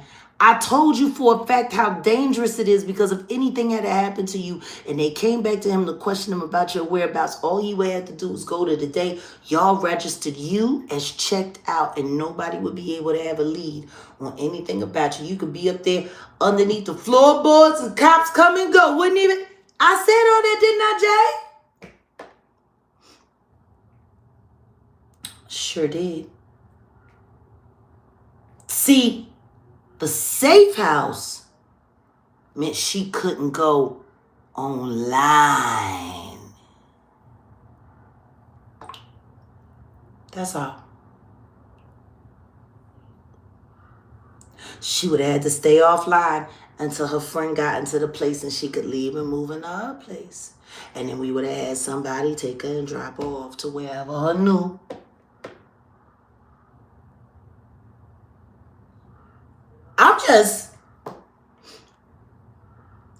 Last time I checked, beggars can't be choosers.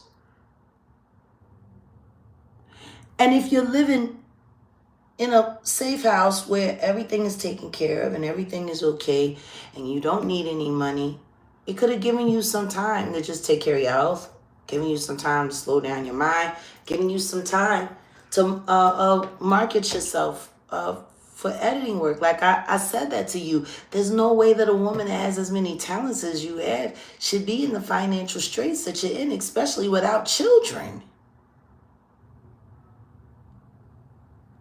Like, I'm sorry, but somebody her age with this many bad life choices and this many horrible decisions and this many terrible friends and associates and lovers, like, haven't you noticed everyone in her life that she talks about has betrayed her, backstabbed her, is terrible, or she found out they were awful, they're a monster? There's nobody good in her life. Nobody. You are who you associate with.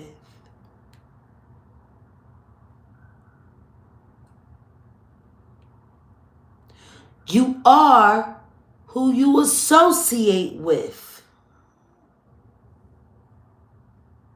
If the reason why all you have are bad stories about all of the people that are around you that are just terrible and do all of these terrible things and it's just a terrible, terrible, dirty people, then you got to ask yourself, what the fuck was you doing hanging around them?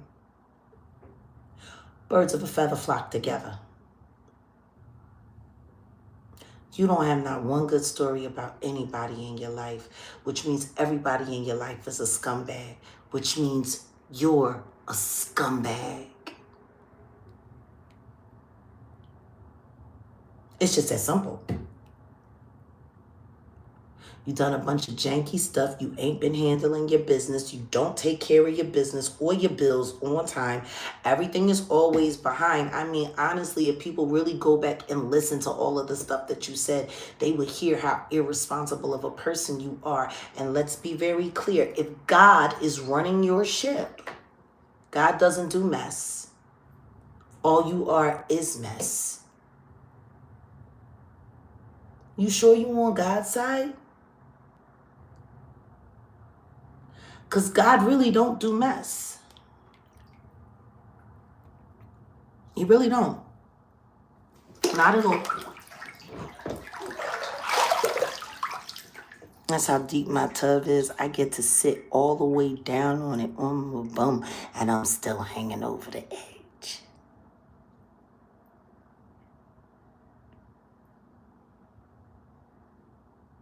Not bad for a homeless person, huh?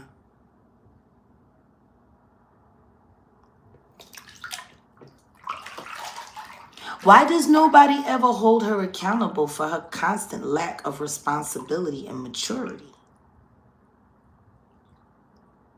She had until the 27th to pay that man so she could stay in the place that she was in.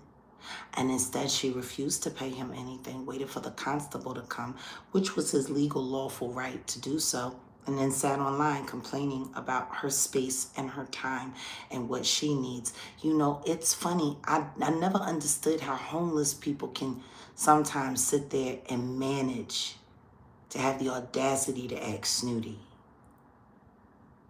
Like they doing somebody a favor by being there with their presence. Bitch, you the one that ain't got no place to stay. And apparently, you ain't got no friends and no family that want to take you in. Nobody. What happened to your friend? Right? On the 8th? She's supposed to be back from Puerto Rico and getting a place, and you was going to move in and be a house sitter and everything was going to be great. That's what you told me and Jay. If I had to set you up at that safe house, it would have only been till February 8th. There wouldn't have been any extensions. You would have needed to have your information right. It's a safe house. Truth is you don't handle business. You don't handle your business. But you got time to be in everybody else's. Like, y'all need to ask yourself that. How does somebody that seems to be so up on everybody else's business, how are they not handling their own? Put an 8 in the chat if you think it makes sense to be a gossip full time. when you're homeless. Put a 9 in the chat if it sounds ridiculous. I mean, you're always bragging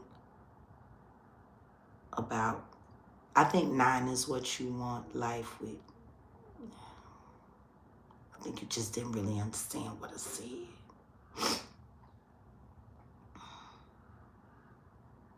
This one's a troll, and that one's a troll, and Claudia Gordon, and Blue Ivy, and Kathy White, and this, and that, and this, and that. And you were so busy doing that you didn't realize your ass was getting thrown out in the street?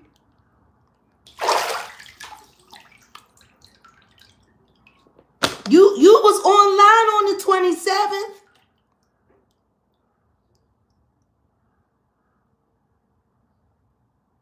What you weren't doing was getting the money to pay your bills.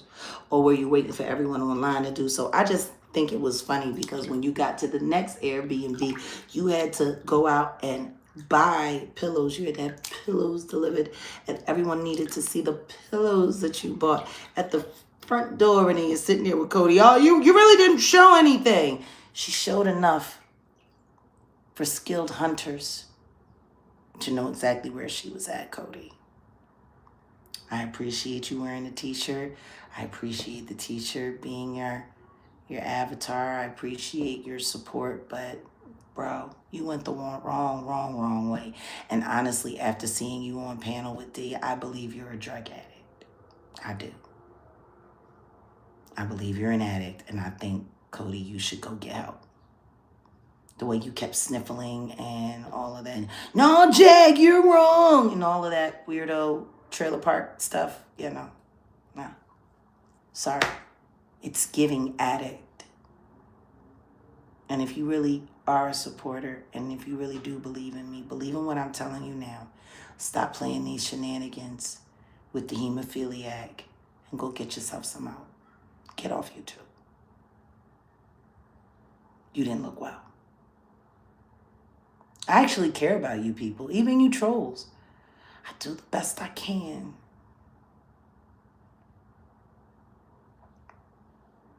You know? I think the thing that's saddest, though, is that I got a little intel that said it wasn't Danny Robinson that started the whole love triangle with D thing. Someone said that she started it. Someone said that D and her little minions inside of her camp started the whole her and Odell thing. I wouldn't be surprised. As much as she raved about me meeting my divine masculine, and she keeps worrying about when she gonna get hers and when she gonna get her kids. Aren't you glad you ain't got a husband and kids right now? Because he would definitely be looking at you like, what kind of loser do I have? Aren't you glad you don't have kids right now? So you don't have to be in the street dragging them from location to location to location while you beg online? You should be thankful. I always tell people that God gives people exactly what he wants them to have. If I have Odell, it's because that's what God wanted for me. Whatever home I live in, whatever car we have, whatever we have, that's what God bestowed upon us. So I want you to think about that. Miss God, I'm a psychic and I'm a spiritual warrior. If you are all the things that you say you are, why is everything that you say come from such a place of defeat? God doesn't operate in that spirit.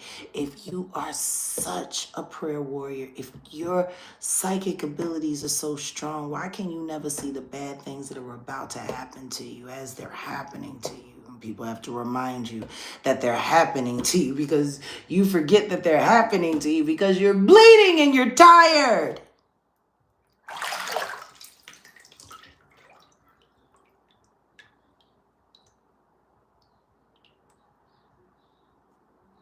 A lot of excuses, no solutions.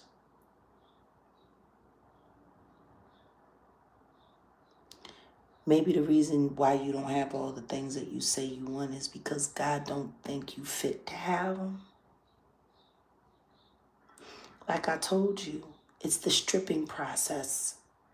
God will strip you down of everything until you're ready to receive him. And once you've received him, then he will endow you. But not a second before. Not a second before. That's how it works. When Odell showed up, I knew I was in good with God. Like that was what let me know I was in good with God, because I literally got everything that I've been praying for, asking for, hoping for, dreaming for. I've had dreams about Odell long before we met. I never saw his face in my dreams, though. I saw him with dreadlocks.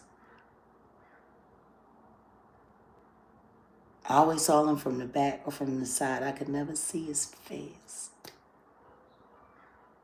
But I knew he was there. And see him showing up,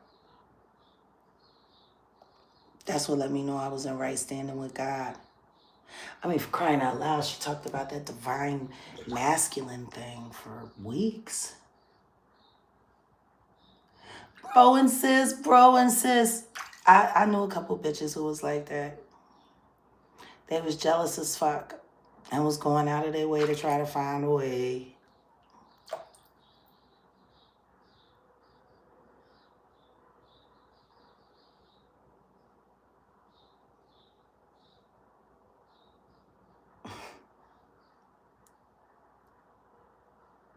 Now I got people coming through my man's channel while he's live, talking about how fine he is. I know he fine.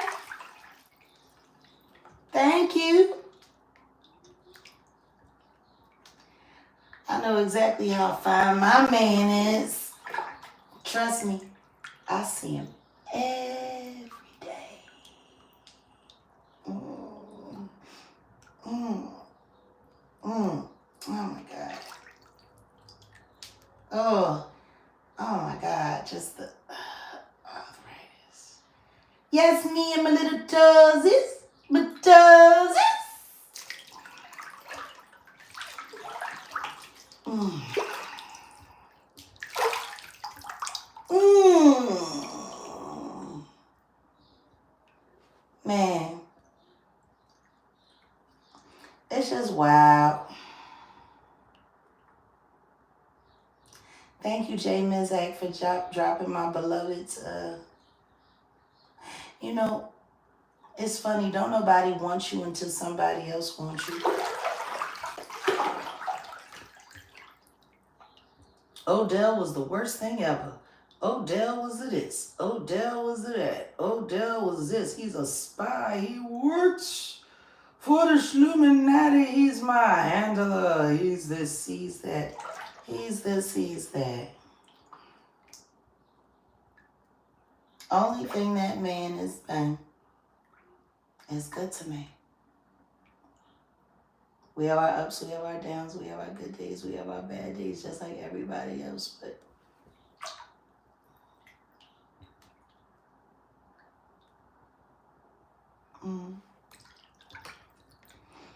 nothing but good to me. And the first second he grabbed my hand to say prayer, I knew we were going to be all right. God gives us what he thinks we should have. If there's something that you want, and you want it really bad,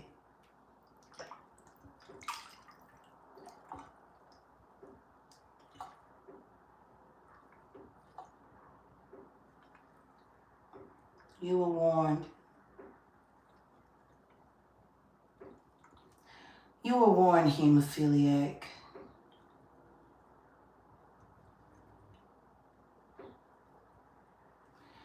And just as real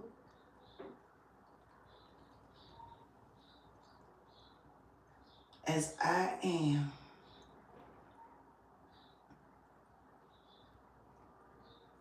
is as real as all of y'all consequences is gonna get.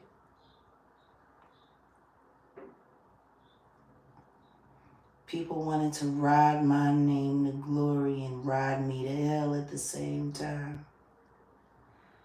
I told them all, you have to be careful of what you chase. Ooh. See, it's the object that you're chasing that's in control of that chase. See, that object that you're chasing knows where it's going. But see, you're just following after it, running behind it. And you set the pace to what they're doing because you're following them and you're chasing them and you're running after them. And guess what? What happens if they decide to stop and cut and go this way? There's a wall right there. Now see, if you're chasing me, I know that wall is there.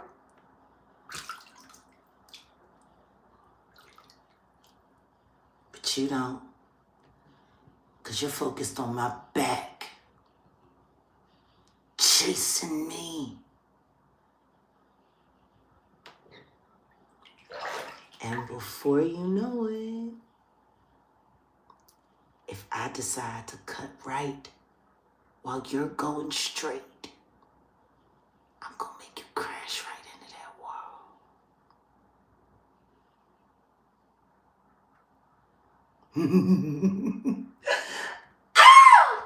I'm telling you, Epsom salt baths are fabulous. I keep big bags in the stuff. I got bags and bags and bags of salt. It's good for the skin, good for the blood, is good for everything.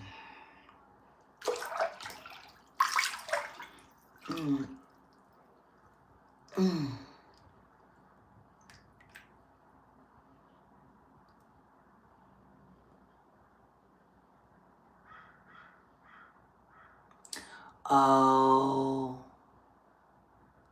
I don't know about a demotion, but what I will say is that if Odell takes wrenches, he takes wrenches. You should probably discuss it with him. I know I use Dr. Teal's.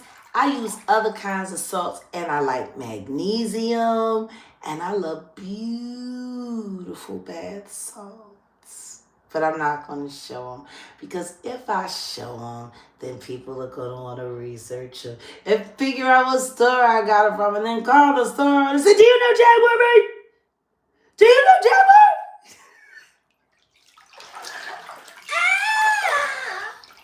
Oh no, lemongrass orange blossom with the healing. Oh my goodness, amazing.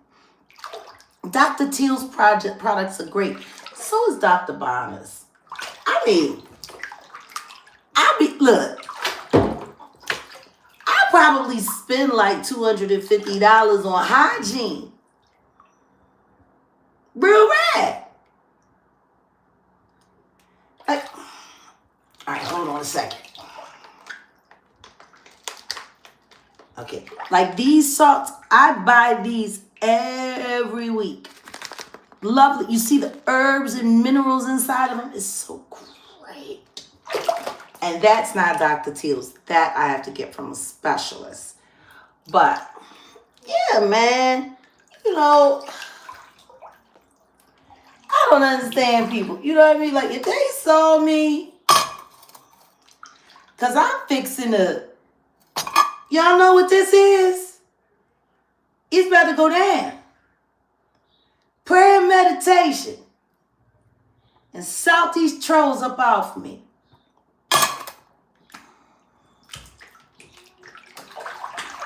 We're very serious people. Question, Jag. Okay, let me see. What is this? Jag, I would love to see you do a video on all the holistic things you recommend for health. I have lots of chronic. Oh, well, my old man told me that there should be enough room in the budget before the month is out for me to get all of my new products and tools that I use to make all of my products. And I'll be able to get started. Like, I'm really hoping that we can have salve up and running smoothly by my birthday. There are so many people that have reached back out and said, oh my God, I used your product. I got your product. I miss your product. And they came so hard for it, which is why I backed off from it, because they were trying to get my second husband to give them the recipe. And he did what he could remember. And some people got hurt and got injured and got sick. And then they wanted to come and throw it back at me. So yeah, we're being very careful, and we're rebranding and setting things up. I mean, they've done everything they possibly can do to stop me from having a decent life. They've come after every business, every relationship, my children, they came for everything. You have a relationship with being gay? Try BioFreeze. That works good. But yeah, I will be I know, but you can't say the Dr. S word on the YouTube. They don't like Dr. S. So we'll be very careful. I'm really learning how to get better at coding things so that I can say them without them being so alarming. But what I will be doing is sharing our old remedies and methods that have kept our people alive and kept us sane and kept us here for all of these years. I will be sharing these secrets with you. They shouldn't be secrets. But if they weren't secrets, there would be no need for the pharmaceutical industry, and the pharmaceutical industry is big money. Isn't that crazy? Yeah, we can call him Dr. EB. That's what we can call him, Dr. EB. Dr. EB was teaching the very same things that I read in the book, Back to Eden, which was a big book that was shared amongst the people in our religion. See, everything we need to cure and heal ourselves is right here on this earth. We are made of this earth. We are products of our environment. So to think that the cure for anything that goes wrong with us couldn't be found in God's earth is insane.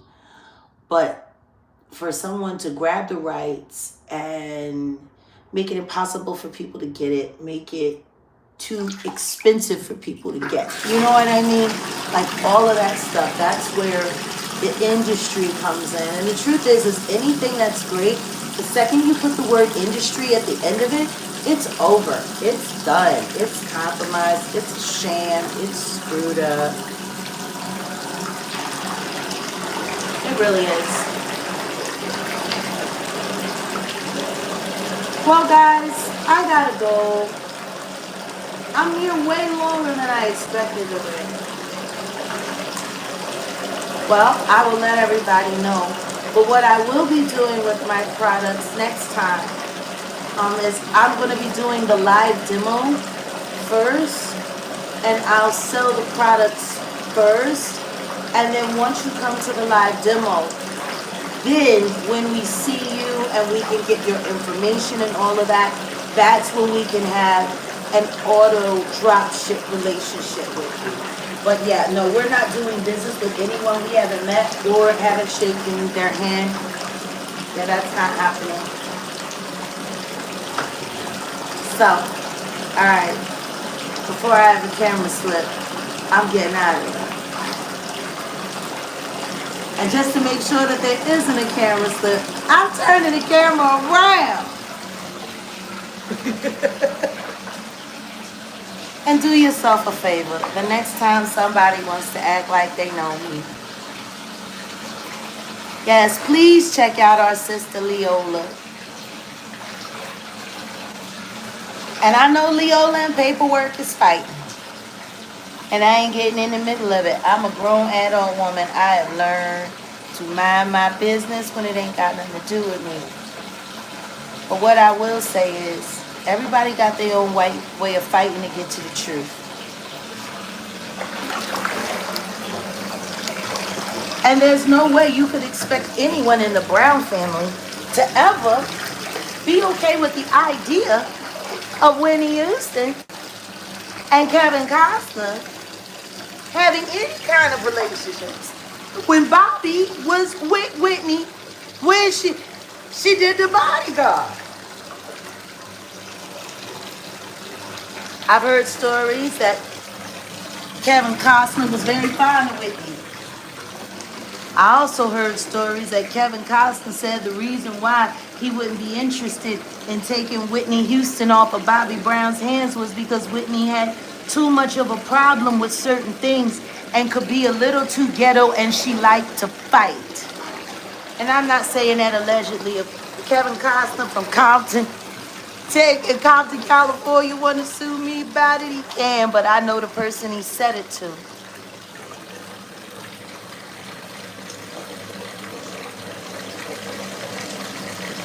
And it became very clear he had a lot of regret. Because I think if he had known how intimidating Clive Davis actually was in Whitney Houston's life, I think he would have married her just to keep her alive. Because honestly, Kevin Costner believed in Whitney Houston's talent so much. And when everybody didn't think she was going to be able to pull it off, Kevin Costner worked with Whitney and made sure that Nippy had that movie down packed, and it was a huge success. And her and Bobby were married.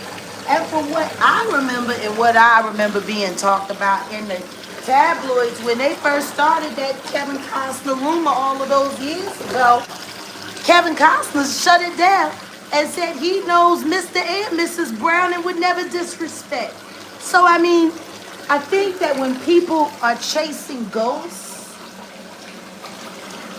and there's so many lies and so much misinformation, when there's all of that going on, maybe paperwork ran into a receipt from back at that time that was unclear or that was set up as misinformation. Paperwork is a bloodhound, though. And one thing that I have gotten to learn about him, if he really does think he's wrong, he'll just apologize. But Leola has every right to be angry at anybody that speaks about Whitney in a manner in which she don't like. Leola been the only one fighting for Whitney all these years. So many years. Whitney been gone almost 15 years. That'll be coming up in a year or two. 15 gets close to 20 years gone. But God bless Leola for being some kind of diary for Whitney. To be the one person that was willing to fight. Leola fight for Whitney like I fight for I'll Be Sure.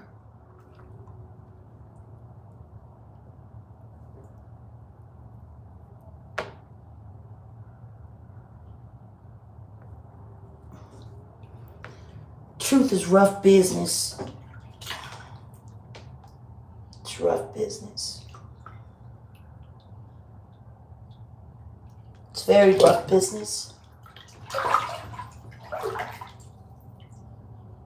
Because most of the time the truth is ugly. But what comes from it is beautiful. Freedom.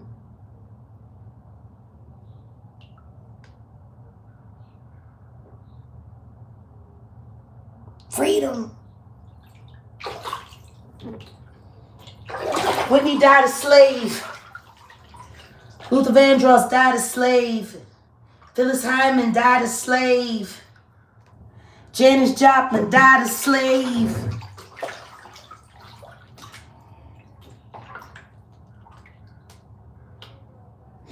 Lisa Left Eye Lopez died a slave.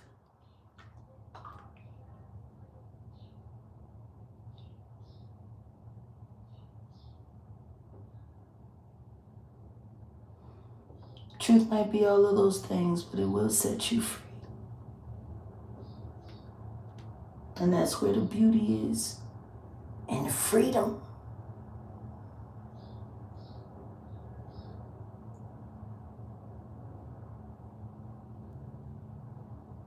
That is Bobby's favorite sister.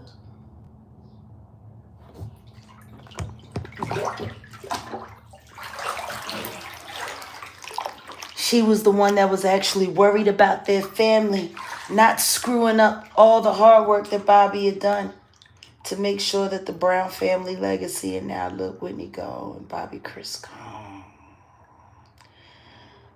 Bobby was ran down by a car.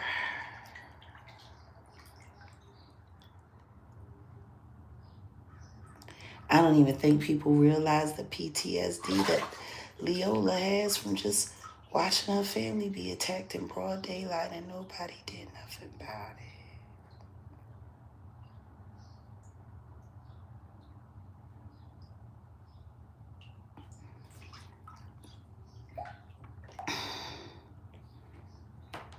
They gaslit Martha Mitchell to death. And at her funeral, they sent her a wreath of flowers that said Martha was right. Nobody wanted to believe anything that she said either. Nobody wanted to believe that she was right. Even her own husband turned her only daughter against her. Lied to her, told her all kinds of crazy things, sent her to a doctor that got her hooked on psychedelics, and then they made fun of her.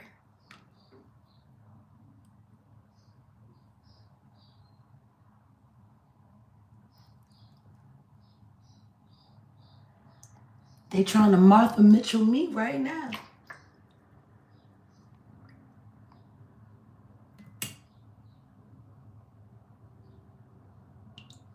That woman died of cancer that came out of nowhere.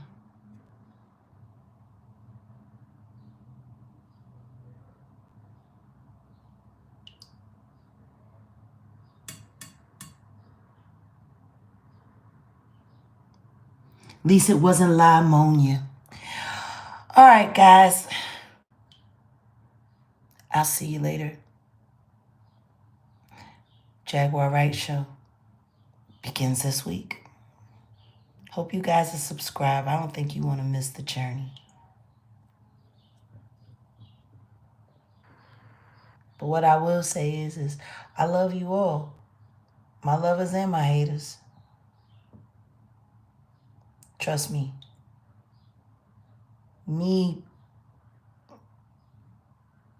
See, I know what's going to happen to all of you weirdos. So, like, I have compassion. I have sympathy. But how can I feel bad for people who choose death? That was their choice, not mine. And for those who are left on the mod squad, who are in the actual chat, we're going to be having a little meeting today.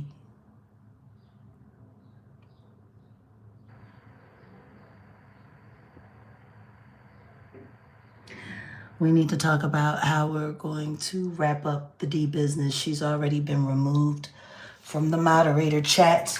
So whoever she's working for, not only was she in an observation tank where she was being fed wrong information from time to time just to see what blew up,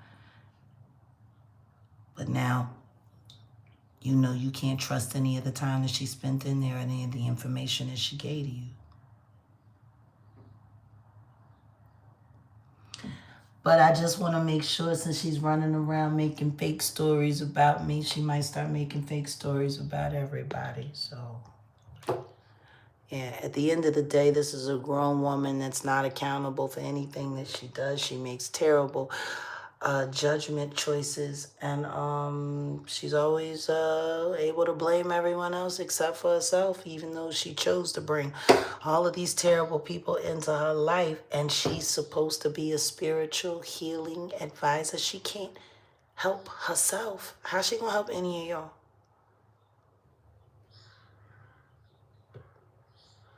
I'm just curious. How the hell are y'all sitting in that chat saying that you're looking for help from this woman and she can't even help herself? It's weird. But shout out to the replay gang. We 15 likes away from our 500 likes. I'll be seeing y'all soon. We're going to be putting up some members only content. And yeah, I got reactions. I got a lot of reactions, especially about the Super Bowl, because I'm actually kind of pissed off with people. The first Super Bowl where an African-American artist who claimed the top seat in hip-hop just by being honest and not being a cop, who put on a dignified, very artistic, and live animated show. There were no bells and whistles. There was no AI. And everybody had clothes on. Even SZA. And they got Drake's ex-girlfriend, Serena Williams, to come over there for the Not Like Us moment and crip walk all over his face. And ain't nobody talking about that. That Kendrick took his diss record and up to the notch by getting his ex-girlfriend to crip walk all over his dead career. But she is from Compton.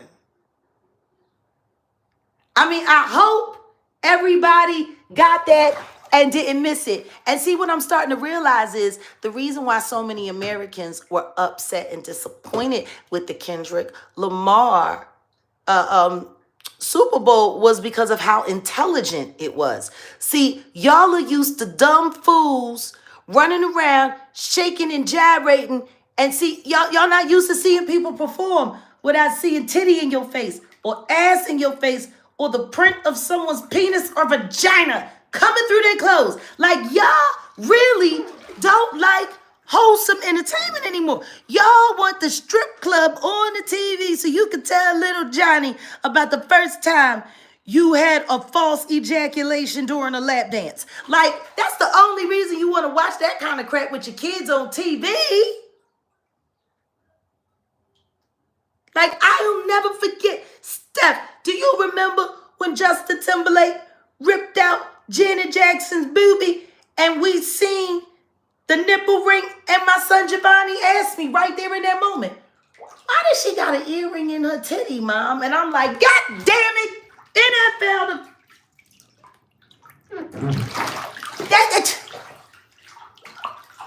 And then to come and find out all these years later that the wardrobe malfunction was actually rigged up and fixed, and Justin Timberlake allegedly was paid to rip that part of it off to expose Janet Jackson because Janet was too big.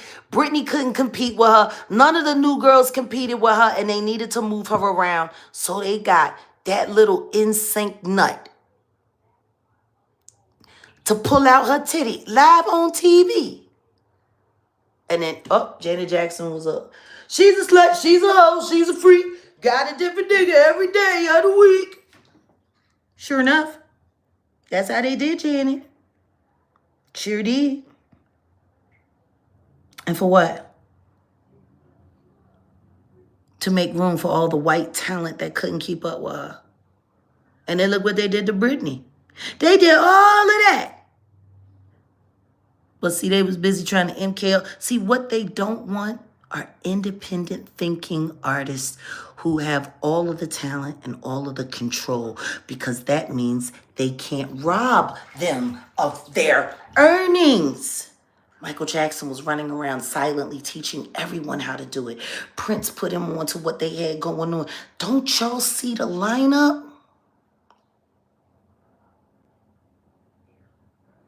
No, it didn't mess up or stop his career. Just his drinking and his bad behavior and his few appearances allegedly at some Hampton freak-offs.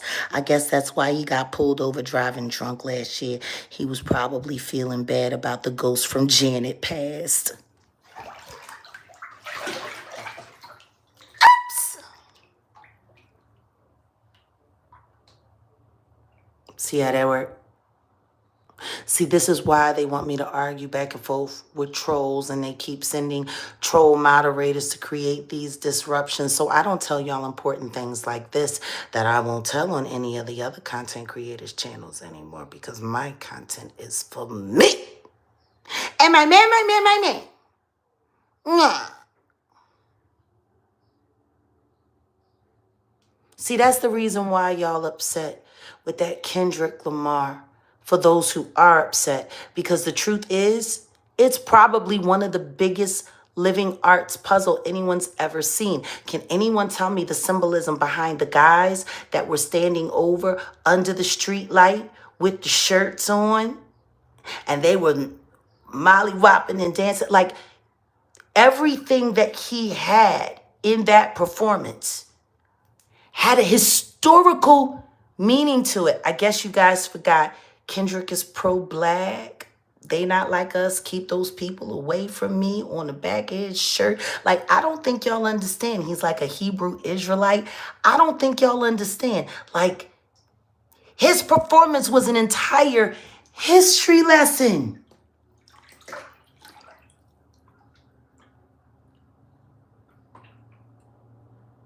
And everybody missed it. Everybody missed it. Like, that was the moment where I'm like, damn, only people with an IQ of 135 and up are going to see what this means. So I'm going to break down the symbolism for everybody that missed one of the most awesome Black History Month performances we've ever seen at a white event.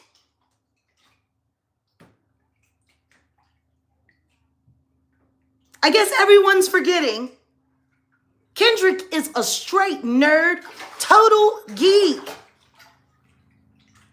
Even down to him having all of them boys coming out of my car. Because that is my car. That is my dream car. Grand National X. I've already had two. I found one in the desert. I hope that guy didn't sell it. Oh, man, he was redoing it. I was really excited about getting that car. You know, Philadelphia was about to start turning around. Really good dividend. But then my ex-husband set me up working with a bunch of weird YouTubers. And I lost my opportunity to buy my dream car. But I'm hoping he still has it. Because they were working on that thing. And the guy did tell me he's only going to sell it to somebody that'll love it. I'm really hoping nobody loves Grand Nationals as much as I do and Kendrick Lamar. The historically Black halftime show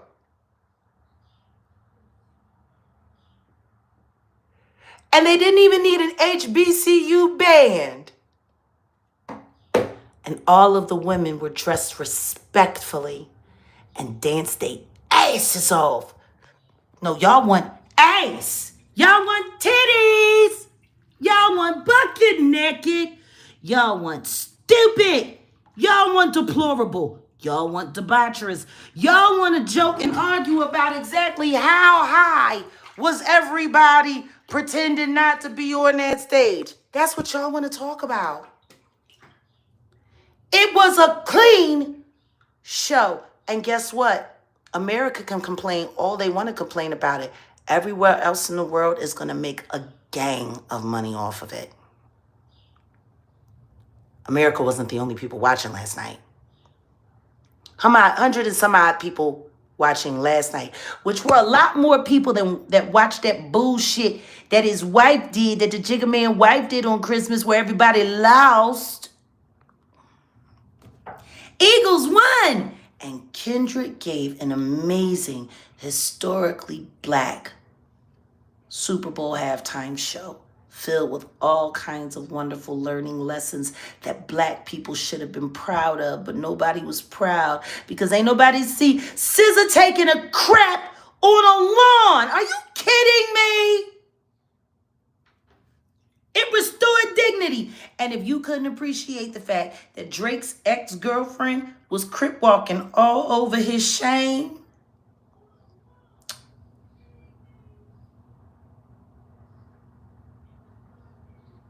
I'm just saying.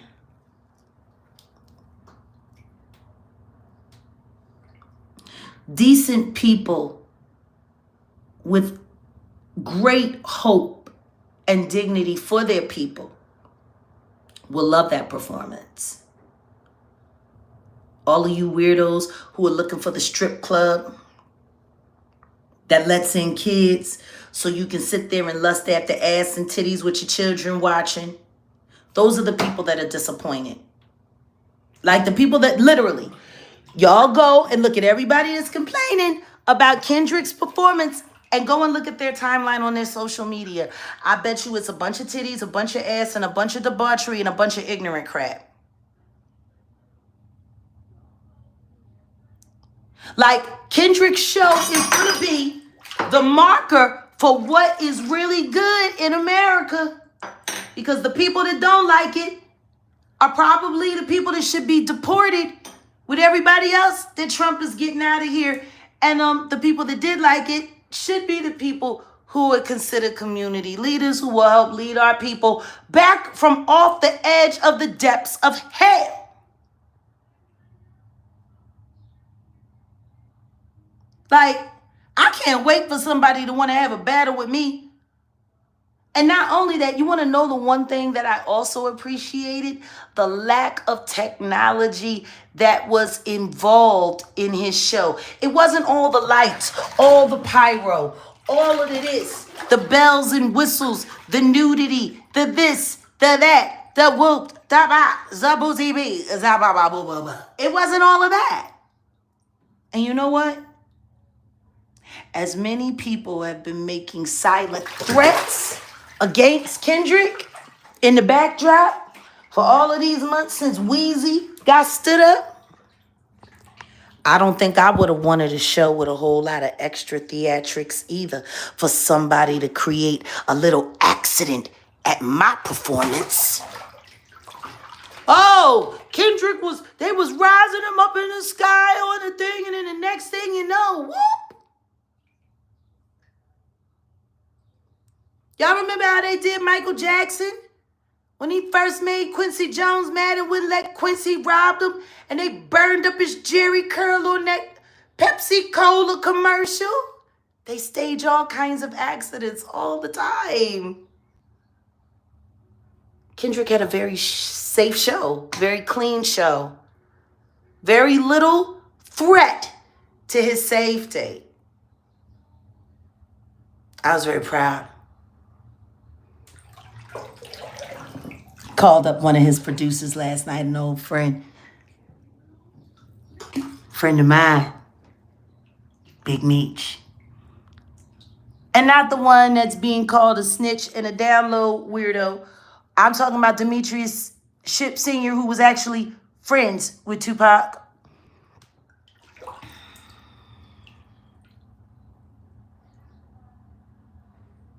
Something else. People really believe all the lies that they tell about people. But nobody ever go back and check the resume of all of the people that call people liars. Usually they turns out to be the biggest liars of all. If somebody's running around bragging about something, if someone's running around screaming, weren't you glad SZA was covered up and she was singing and she still looked good, baby? Yes. It was so LA. And yes, Uncle Sam, fabulous. Clean, black, American, talent, cruelty-free. Can any of y'all say that Queen Beyonce, as y'all like to call her, are her shows cruelty-free? With as many non-disclosure agreements have been signed around her life, and many people have walked away saying that even she gets handsy when she's had too much to drink with the female staff. Allegedly.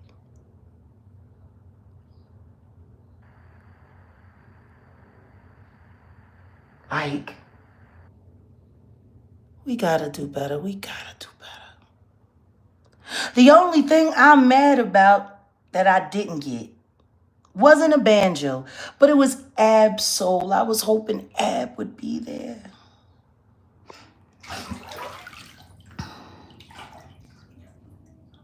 I got a soft spot in my heart for Ab Soul. When I saw how invested he had become, when I did more research, when I saw how invested he had become in the teachings of Aleister Crowley, especially after Alori passed away,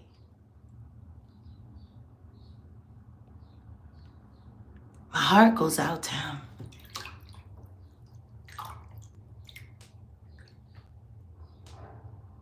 You know, I've heard a few interviews of Ab, and just the way he references Kendrick. Kendrick has always been very candid about the fact that the only MC that ever gave him a little fright was Ab. You wanna know what's funny about that statement? I remember hearing Nas say that about Big L.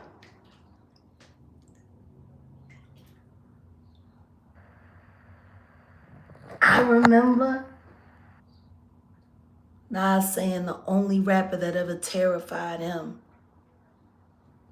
was Lamar Coleman, the true king of hip hop. In my opinion, even more so than Biggie. King of Harlem, Harlem World.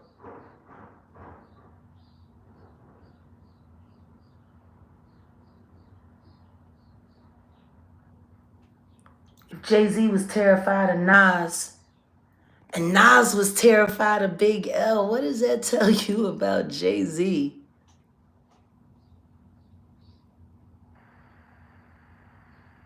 God, I loved him so. I really did love Lamar as a girl. But it wasn't like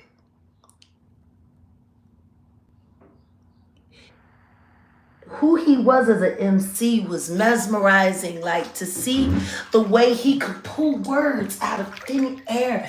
It was like he could write a whole encyclopedia with his mind.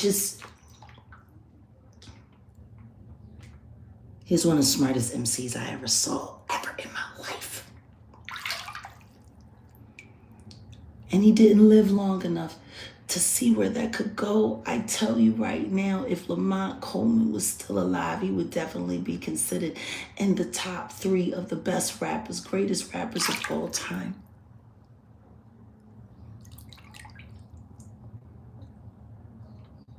And if the history books were true, the Jigga Man wouldn't be nowhere near it. When I looked at the way they rewrote hip hop, it was really disgusting. It was really disgusting. Of course he's a coward. That's why he spends so much money playing tough.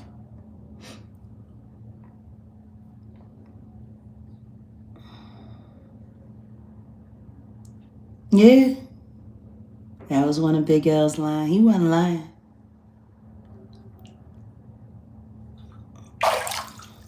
What he had for me was better than all of that.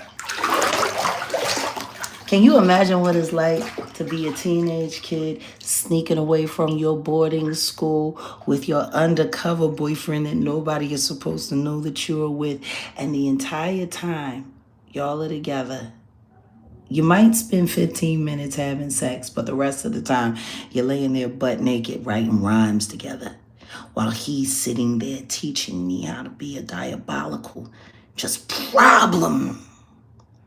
Which is why I have absolutely no problem with putting on my MC suit and cutting niggas down. Don't nobody want to go toe-to-toe with me.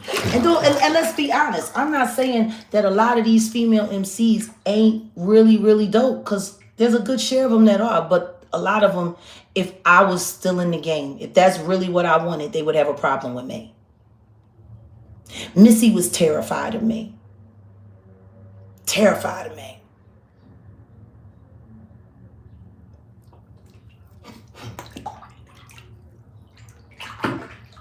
Missy was terrified. Lauryn Hill never stressed. She never worried about it. She was locked in to her gift, to her ability, and that's why I always appreciated Lauryn. I never saw Lauryn go out of her way to compete with anyone but herself. And to a certain extent, I think I got that from her to a certain extent. Like, Lauryn never competed with anybody. She never competed with anybody. And I learned that from her. Young. Never compete with anybody. Compete with yourself.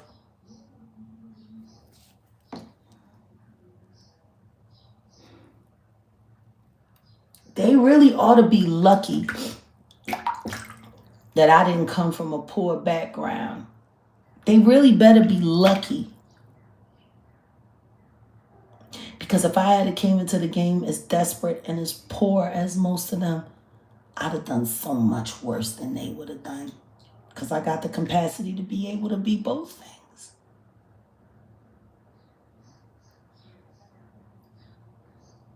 Lauryn Hill was multi-talented just like me. You know, that's the funny thing. When you look at these bitches now, they don't even try to be great. They don't even try to be all that they can be. They want to be Beyonce. And that bitch is a hack and a liar and a fraud and a witch.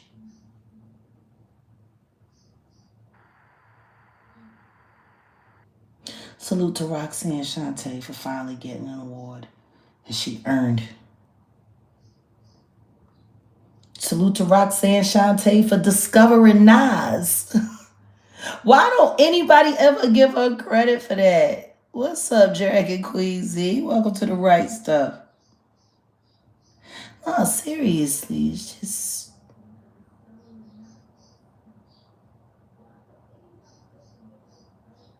people really looked at the truth. They'd hate themselves for how many lies they believed.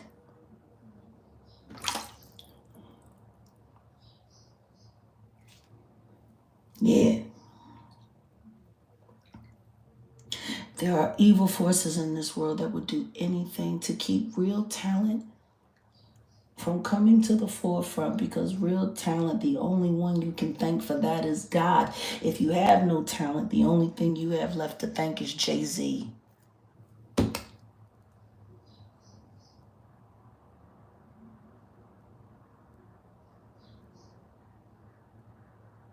Yeah.